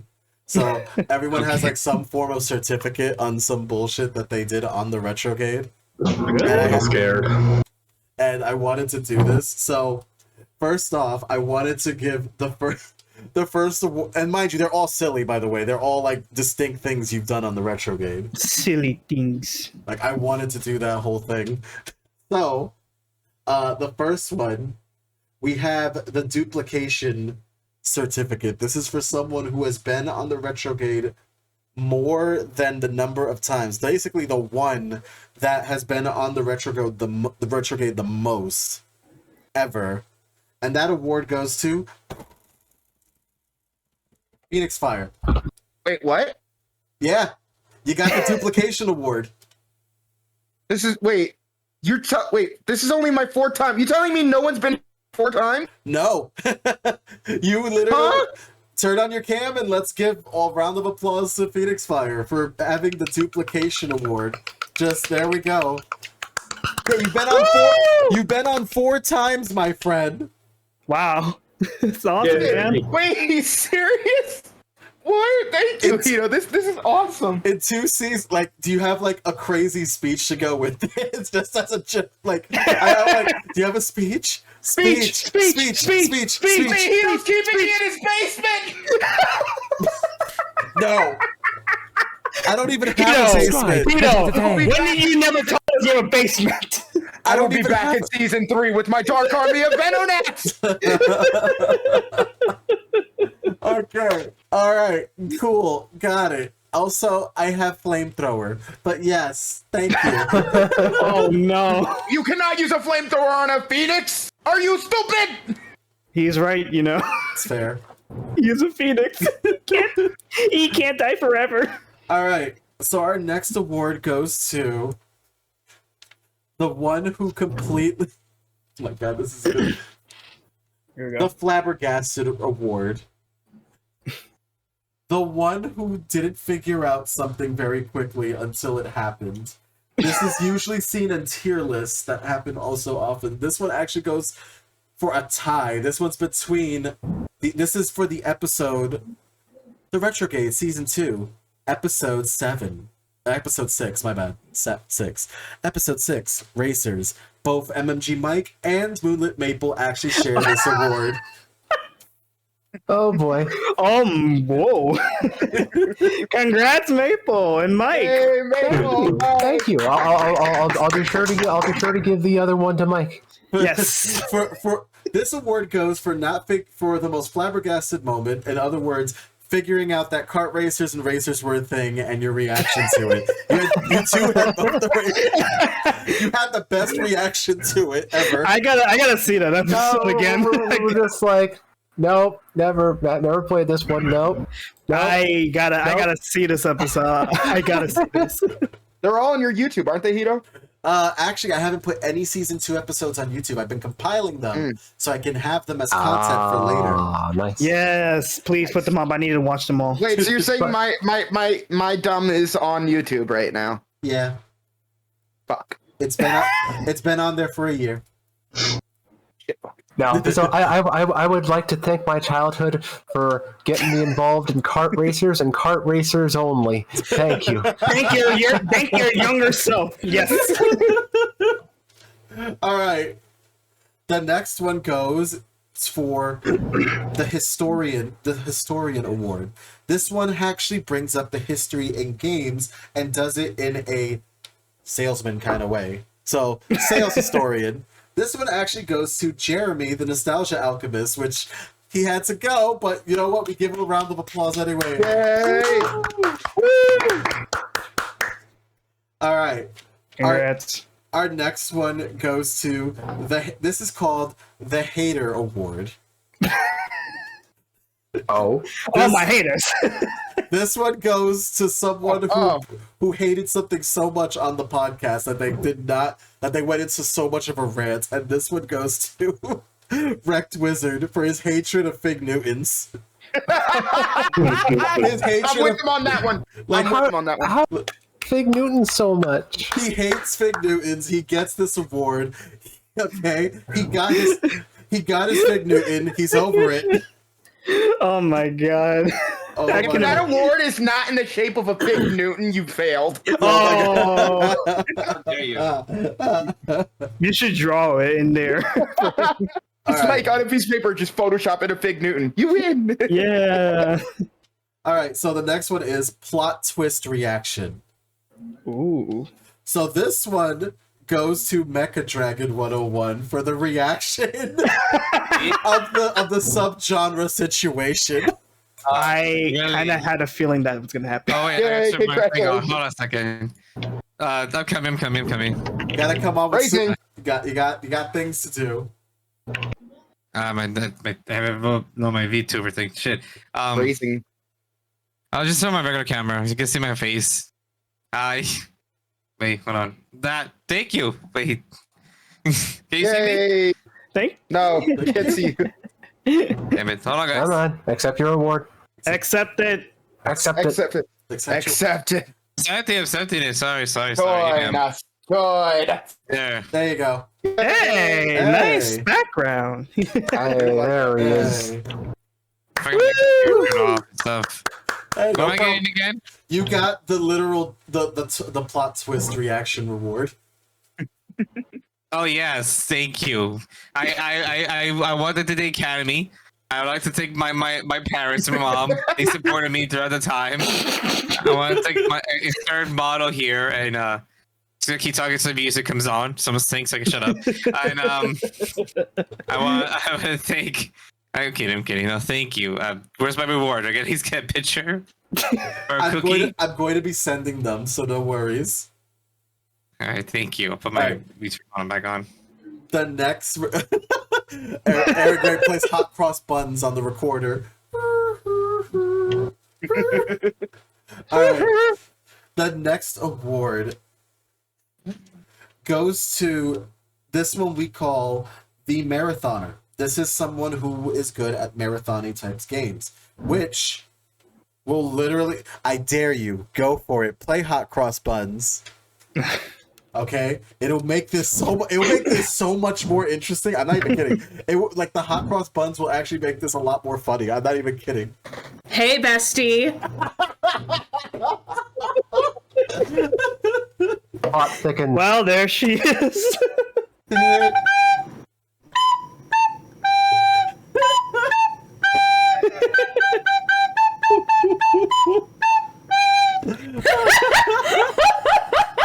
I was just waiting for Gray to start playing the Titanic theme song. That one I do not know. Wait, I could find music. Hold on. Wait a second. Oh my god. Oh, you're really gonna go for, are you? I am a genius. Oh my god. Boy. Oh my god. Baba Booey. Welcome back, Ribbon. Baba Boy.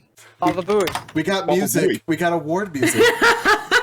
We got an award ceremony and a musical number. Find it. Wow, this is a real award show, huh? Yes, it is. Just oh wait, she's gonna be playing the recorder badly with the Titanic song. It'll be the badly because I don't know how this is supposed to go. Hiro, don't be like Wait, that. what? No, Hold because on. it's a meme. Ah. That's how you play an F on the record? Wait, hold on. Hold the phone. Wait a second here. You mean to tell me I taught 4th graders how to play the recorder and I did not know this? This is, All right, we're sight reading. We're sight reading here. Recorders. Jesus, that's like my legit first instrument. Do And I you never want- play any other instrument ever again. Speaking of which, Aaron, your award, which we just got right here, is the Multitasker Award for actually working and doing the podcast at the same time. That is some That's tenacious awesome. spirit. Wow. Thanks. I'm glad I got a job. That is like a mad flex. That is like the maddest flex ever. I like Congratulations, you have a career. That legit is a flex. Flex award. Would you like to thank your job in the process? Should I should I turn on my camera for this? You can go for it. Come on. Go. Good morning.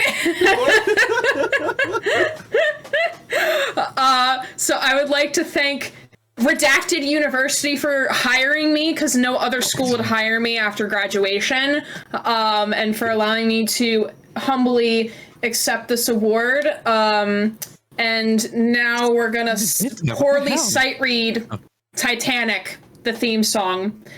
I do not apologize for how bad this is gonna sound. Go for it. I'm sight reading. Let's do it. And I also don't know what the theme sounds like, so we're 0 for 2 right now. Listen, I'll hum it with you.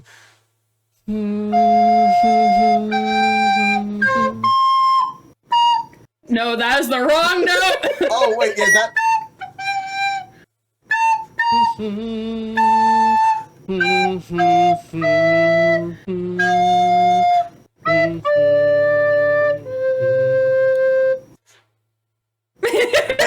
Nice. That's actually it. That was actually it. Bravo, fantastic, amazing. That is very nice. Thanks. It's not my primary instrument. It should have been. Yay, dollar store flute. Conveniently, I'm wearing my music note top during this. You get A for effort. Don't worry. Oh, those are music notes. I thought those were alphabets. No, that would make it funnier, though. That would make it funnier. Our next award is called the Trainer Award for the one who has the most critters on their stream that day on the Retrogade. Ribbon, you won this one. That's feeling as I was walking back after changing into my pajamas. So, Ribbon, you won this award. You got the Critter Award, the Creature Award, the Tamer Award. The tame. Yeah, actually, I've also had Midnight hopping in stream the whole time that we were doing today. Midnight demanded that he play fetch, and he wanted to snuggle. Oh my god, I have that plushie. It's strawberry. Mine is named Peaches. Mine's a strawberry squishmallow. Yeah, mine is also a strawberry, but I named it Peaches. I just ripped the tags off and snuggle with them. And woo. That's cute. She already is the very best, like no one ever was. Ribbon would like to thank their cats. Oh, Ribbon, I'm sorry. They were already the very best. I didn't see that. I apologize. Yeah. Here's the Midnight. There's the Midnight. Where's a cute baby? The other one was Minxie that night. Just being a troll. Minxie is begging with David because she loves David more than she loves me. But this is Midnight. This is his lovely butt. He demands butt pets when he's snuggling. Butt pets. Honestly, that just looks like an amorphous blob of shadow, and I love it. I mean, yeah, it's a void. It's a little light on, but yeah, the lighting. you're late to see him. There we go. Oh, there we go. Now he is the knight, and he is fabulous.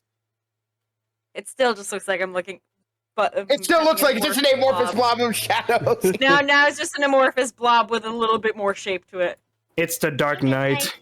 All right, are we ready for the next award? Oh, sure. Bring it on me. This is the Time Traveler Award. Someone who remembered a majority of the commercials that were played on the Retrogade. I think I know this that one will goes be for. to Angelus. Oh.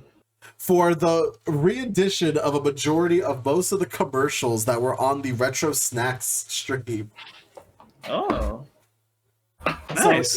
So Angelus, get in here. Claim your reward. If you are here. I know you're spending time with family. You spoke about it earlier. Get over here. Get over here. Hold on. Who cares about your family? We're more important. That's the family. Bad spray. Okay. Next award. This is the funny one. This is a good one, actually. I like funny. They're all good ones. The Pioneer Drag Queen Award is gonna go to Lucy McGillicuddy, obviously. She pioneered. Yes. She pioneered here. She was fierce. And you know what? The sex puns were great. Listen. Yes, they were. Yes, Listen. they were. I gotta give that one to. She pioneered in here. She did a good job. She pioneered in here. Literally came in here in drag. First time we've ever had that on stream. That's a historical moment worth an award. Great. So, love that.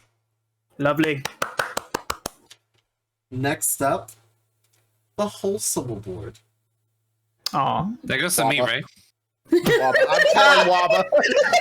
Wow. I'm very wholesome. Just look at my Twitter. So, all right. So let me rephrase it. It's the Wholesome Speaker Award. Okay. Tell me. This one actually goes to Epic. What? Epic? No, he's not. Oh, wait. No, Eati, no. Okay. I can't wait till I tell this to Matt. Yeah, exactly. Where's oh no, Matt's gonna be like, "Oh, Epic is the wholesome." Oh, okay. So if you guys see look him right back, now. so if you guys look back at the platformers thing, he talked about his memories with a lot of games, including with platforming, and it was like a kind of wholesome moment on a majority of them. So I had to give it to him. I mean, yeah, because when I looked back into it, I did look like I was talking out of my heart because platformers were legit my bread and butter, the one that gave me into gaming. So yeah, I would say I kind of feel like I was a wholesome person at that time. But considering that everything else I do afterwards or outside of that, I find it hilarious. We know what you like. So who would you like to thank for this award? Well, I mean, my family, of course, and my parents, because they made me who I am, I guess, but or other things that I do for myself. But I'd like to thank everyone, my friends and family, all of you guys. And especially you, Hito, for bringing me in here and talking about the things that we love, enjoy. I wholeheartedly love you guys. You guys are amazing. I just can't thank you enough. I just want to establish when he said play, he said play with himself, not by himself. And no one said anything. I could just imagine. I was wondering what the musical realize cue was it. to Damn play it. the recorder again as the exit music. Go for it. No, I put it away. I can take it. Bring it out. He's gonna grab the Wholesome Speaking Award and be like, "Fuck yeah!" I'll have my exit in my head. I'll think about it in my head. Just like.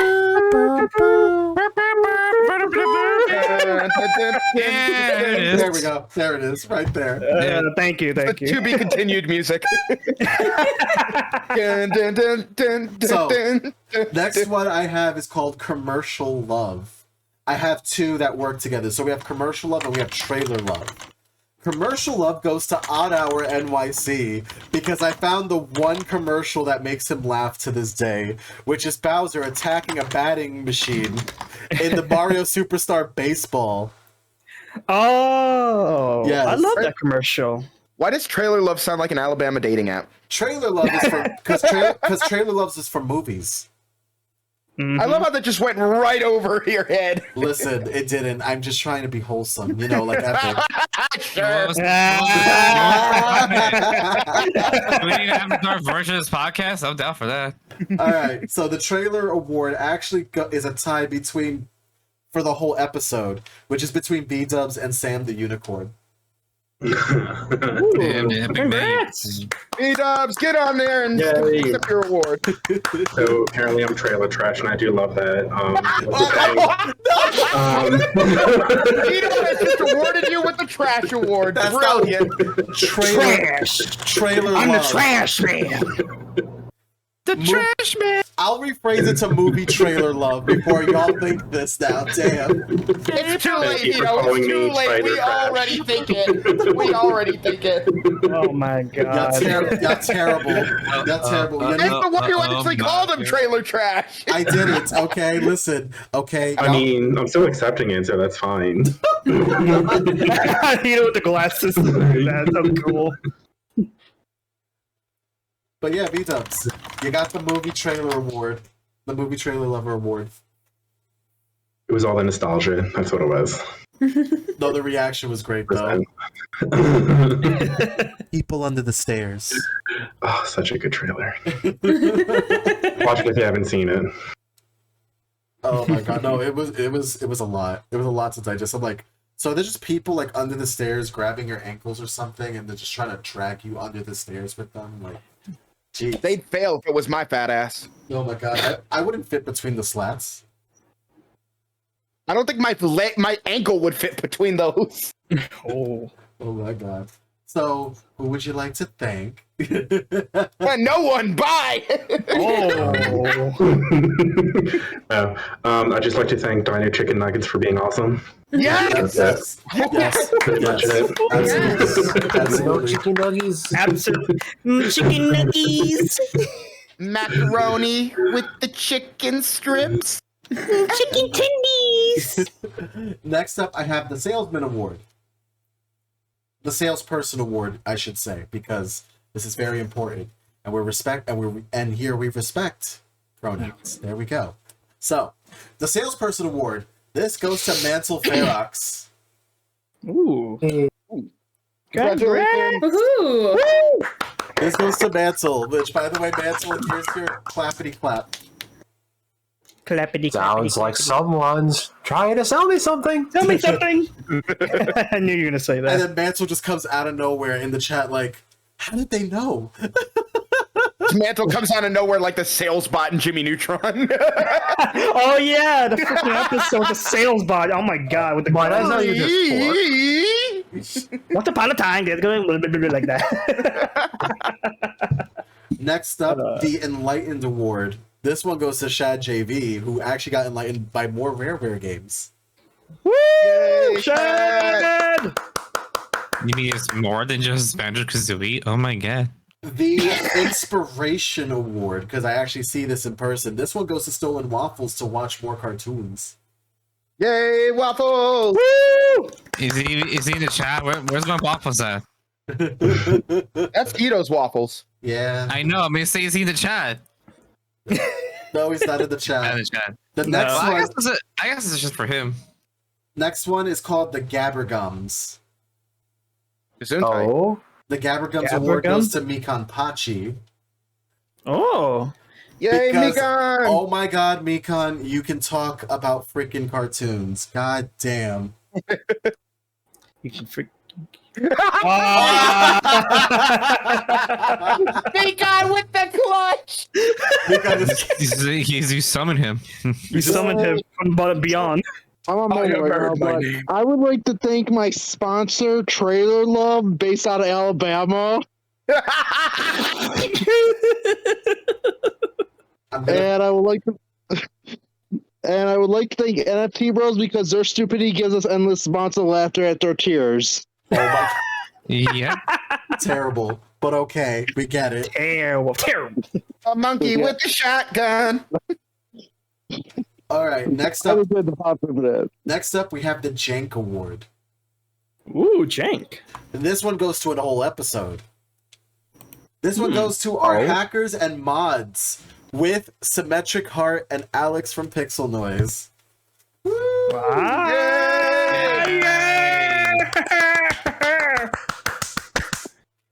And next, we've got the Cringe Award. Oh. Of course, it would be a cringe reward. I'm crossing my fingers on this one. Please let them not. The winner of the Cringe Award goes to Hadas for inventing Hadas for inventing Hitosi. Hail the Hitosi. Yes, What back before the Hitosi. All right, you know what? I'm gonna give it a slow clap for that. You invented. Let me up, Johnny. Like, had his guts to get that. He literally just invented Hitosi and just was like pieced out and left. Then I have freaking Phoenix the next night sending me Thanosy, and I'm like, no, stop it. I woke him up at 3 a.m. with Obama. You should put that as a trademark for your show, man.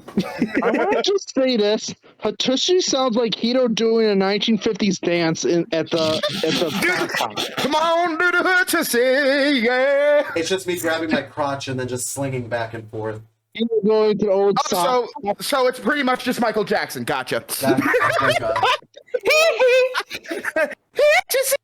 Next, you made it better. Next up, we got the next person. Our next award goes to, and I call this one the Showstopper because they did this podcast by themselves and actually prevailed and got inspired too, by the way. This one goes to Terfindial for the tabletop RPGs. Yay! Okay. Yay! Congrats, my dude. Next up, we got the Heat of Passion Award. Oh. Oh man. Here we go. Giggity. Heat of Passion Award goes to Shellshock Prime and A-League for their side-scroller beat-em-ups podcasts. Let's go! They showed the passion for both, for side-scroller beat-em-ups and even just anything in between that category. And honestly, that was a lovely one. Next, we got the Soul. We got literally the Soul Award. This is someone who brought the soul into a lot of things and also was very damn well good at it. John JT, you get this award. Okay. For the Video Game Music Award. Oh, nice. Welcome to the BGMAs. This is your award. Is it a Moon Man? We also have the Analytical Award. That one goes to CR Calcos. Oh wow! Nice. All right. Next up, this is gonna be the ridiculous one that I have here. Here we go. The Spirited Award, the Spirited Movie Watcher Award. I thought you were going to say Spirited Away for a That's second. what I was thinking too. I was thinking too. More like the Spirit Award.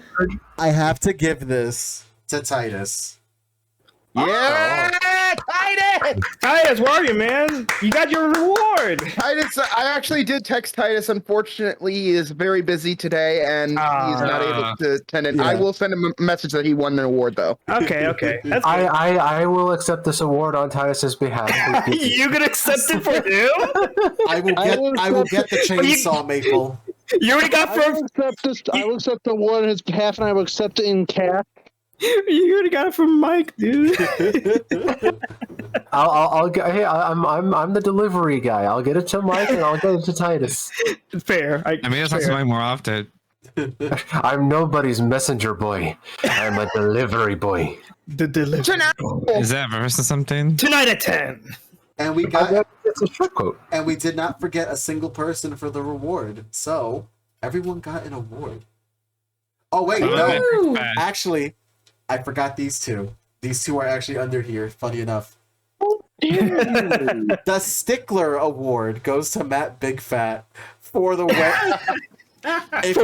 If y'all saw the platformers, nerd. I mean, yeah, he like that. Stickler Entertainment Award goes to Matt Big Fat. I'm so good on you, Matt. You got it, dude. You're going places. Good stuff. And this one goes to, this is the Ace Award. Someone who actually who is actually pretty much a straight ace in their category. Basically, they know what they're doing. They know what they're going on. They're going. That one goes to 112 regarding platformers. Hey, let's go. Yep, I agree. Yeah. And you know, you not a scare can bet I'm going to continue. You can bet I'm going to continue with that award I won there. I won today too. You can bet you can see me in every season. You better hope nobody beats your 4 times on the show. No, I'm gonna be in there. I'm gonna be in there. I'm gonna be in next season 2 times and the finale too. Bet on it. Ooh. Remember that wrap up party at Hito's place. Challenge accepted. 8 feet from the basement.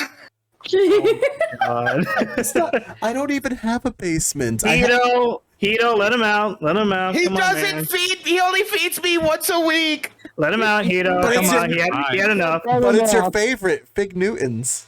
Hey, you would say he admitted he has me prisoner. How are you talking with us with your low Wi-Fi? You got it from McDonald's? No, I plugged it into Hito's ass. He doesn't got a pipe Do system I have running from his 5G? face with a telephone wire. No, the Hitosi has 5G though. You walked right into that one, motherfucker. You know what? I'll take it. I'll take it. I will take it. love I'll take it just like this Oh, Wi-Fi man. that is apparently in my body. Anyway. All All right, take the guys. Hitusi. Hito do be a hotspot. Yes. Yes, let's go. He's got a Firebird in his butt. Oh no. That hotspot is definitely that Hitosi though. So, are you guys ready for next season, next year? Yes. In May? Yeah. Wait all the way till May? Damn, I'll take it. Yeah, May. Fuck yeah. So you're saying when? Wait, what? So you're saying when's the next season? It's gonna be May. Yes. Yes.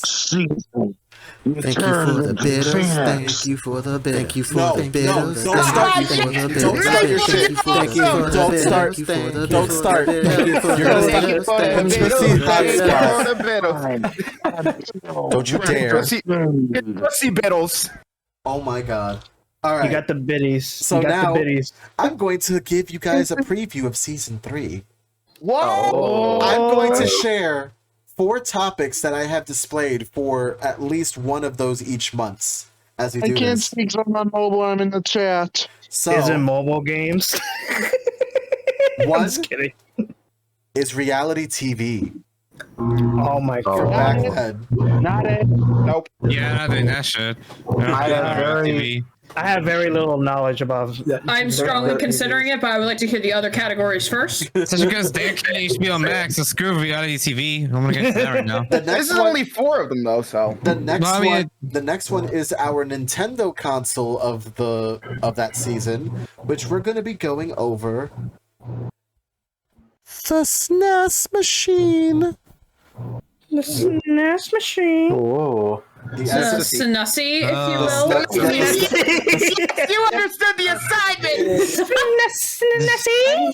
I didn't have a SNES as a kid. I feel bad. The next, Hito is just like, I regret saying anything. the next one is going to be about Blizzard.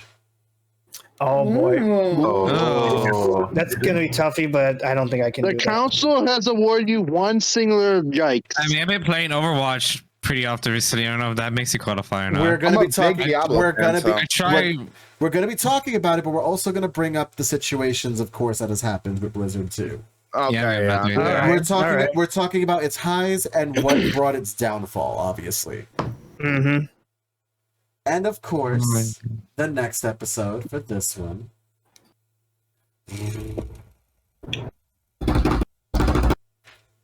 We're going to be going over a certain channel network.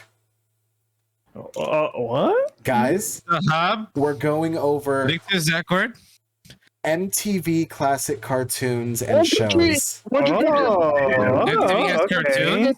MTV. I thought they already have 2. Beavis and Buttheads and David. That's it, right? Daria, yeah, that's the only 2 they have MTV, right? I call dibs. We're also going There's over only- the. We're also going over the game Heroes shows like- that they had there's- too. I remember I was They had good game when shows MTV too? Wait. Is Celebrity now does a game show? What game shows were on TV? Okay. I just thought it was just like There was Single Out was on shows. And fun fact, my neighbor is Jenny McCarthy's aunt who was on Single Out as one of the hosts. There you go. So I- those, Sorry, I didn't know that. I mind you, vaguely remember all those. mind you, stuff I kept the in MTG. interesting ones in the secret vaults, so no one will know. Open it. Open it. You mean there's more? These 4 are just the first These- month for next season. Actually, correction. These are one that are going to be. These are the ones that are going to be split off within the 4 months. So. Oh, so you just. Oh, you mean.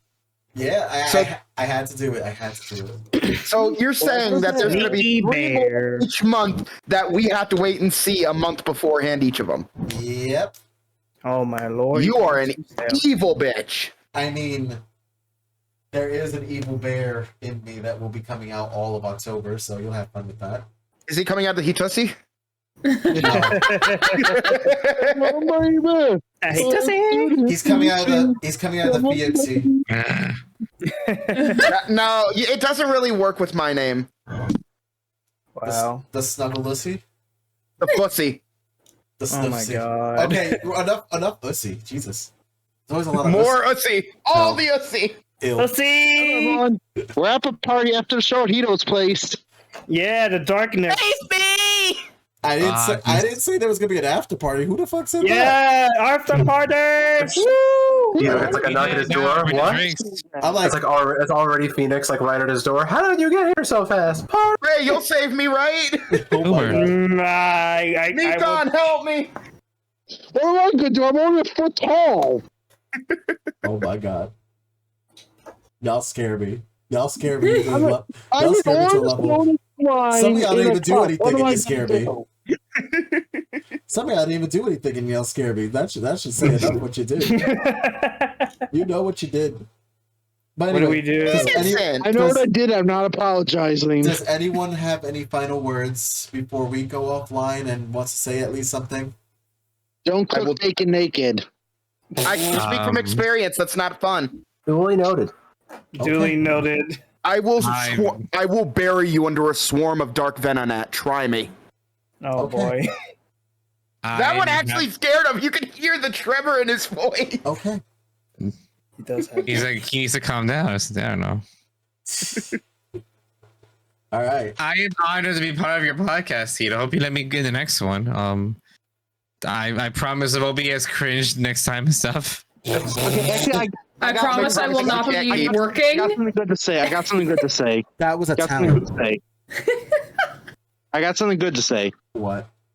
As streamers, though we grow at different speeds, we all must remember our community are basically while we are the streamers, we have to realize our community, they're the real stars. We are nothing without our communities. So let's all give a round of applause for the people that's made us who we are.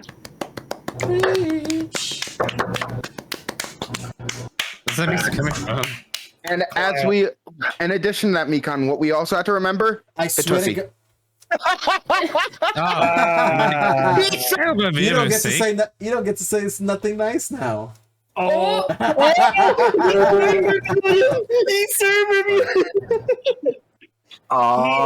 You dark bear. you are evil. I'll make sure to send a furry purple ball up your ass for that one. You know, don't tempt me with a good time. Oh, God. that's me skating. Mommy, stop fighting. You're both beautiful. Oh my God. No, I'm not. Who's next? Yeah, just like I'm really looking forward to seeing like what you have in store for like season 3. Just like it'd be awesome to be like on call for like another discussion. But yeah, no, this has been a lot of fun. Like, thanks a lot, Hito. Which, by the way, Maple, I'm gonna say this now.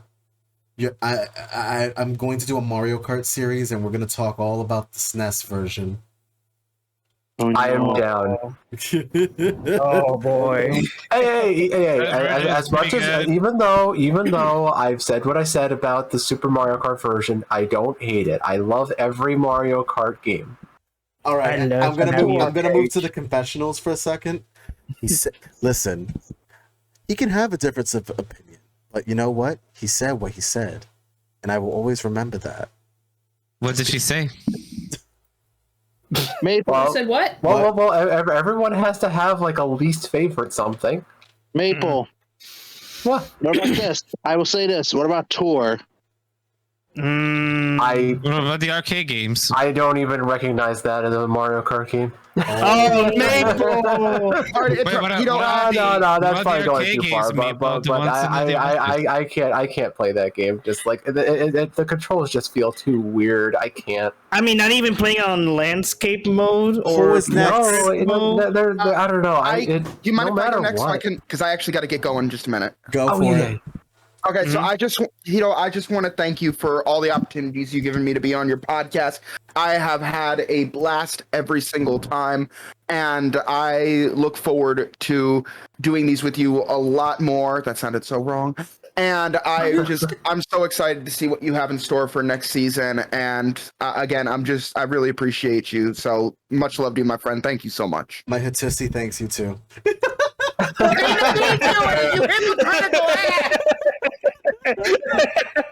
Okay, embrace it. There we go. Embrace Bye, it. everyone. Embrace Goodbye. it. Good night, man. Too. Take care, everyone. Have a good one. Have a Good good one night. too. All right, who's next?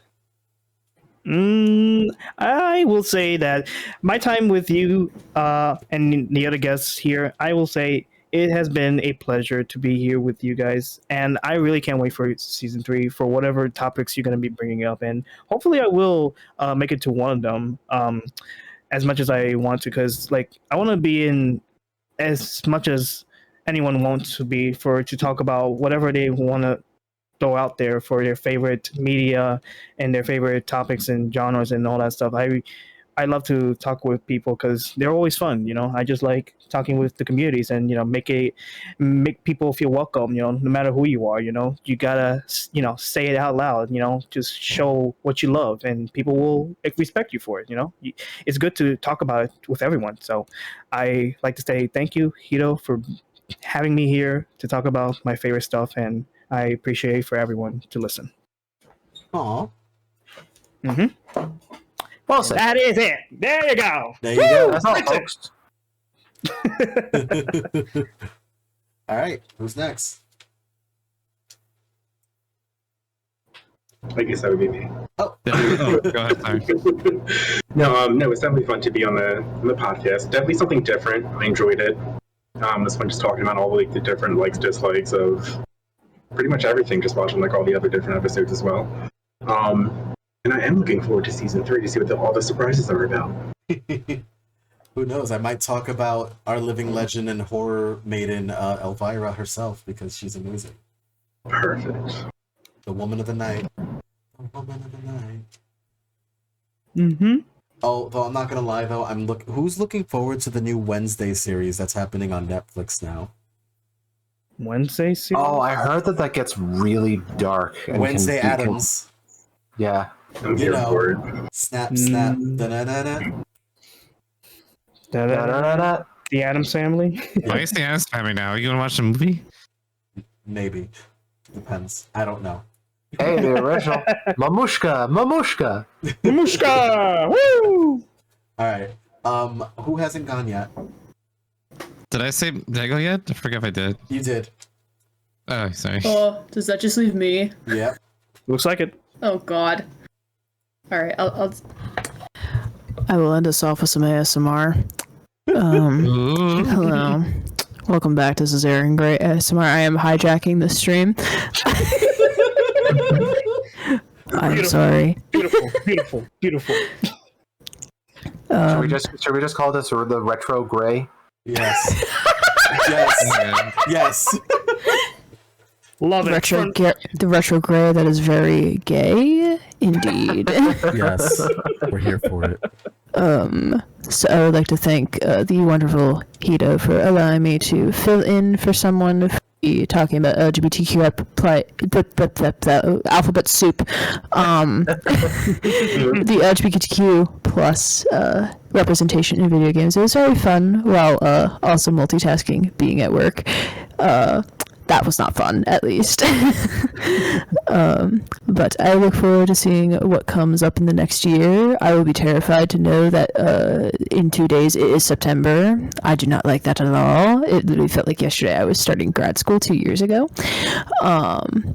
But I look forward to see where the Retrogade goes, and also where all of our respective channels also grow within the year time, and seeing where we all stand a year from now. So thank you, and I think we should all give Hito a round of applause for putting us together and bringing us all together as a little community. Together. I'm being very repetitive. I apologize. Together. Okay. Together. Together. The end. So this Thank you, Hito. So this is where I asked the exact question. Should the podcast be an extra hour long from 7 to 10 now? So that way we can have 3 guests on each time. Oh. If there's a Ooh. possibility, yeah. Go. And we'll find out next time because there's the cliffhanger. There you go. Oh. Someone cue the Retrogade 3. Cue the music, you say? I'll Yeah, pull the recorder out again. Go for it. You got it. Do it. Recorder away. Do we have a birthday in chat? Because I know happy birthday. I don't know if anybody's birthday You know, is I got an around. idea. Welcome, people of YouTube and whatever year you're watching this. Aaron Gray will now play Happy Birthday. If it is your birthday, please clap along. Clap. I'm not even going to question that, all right? That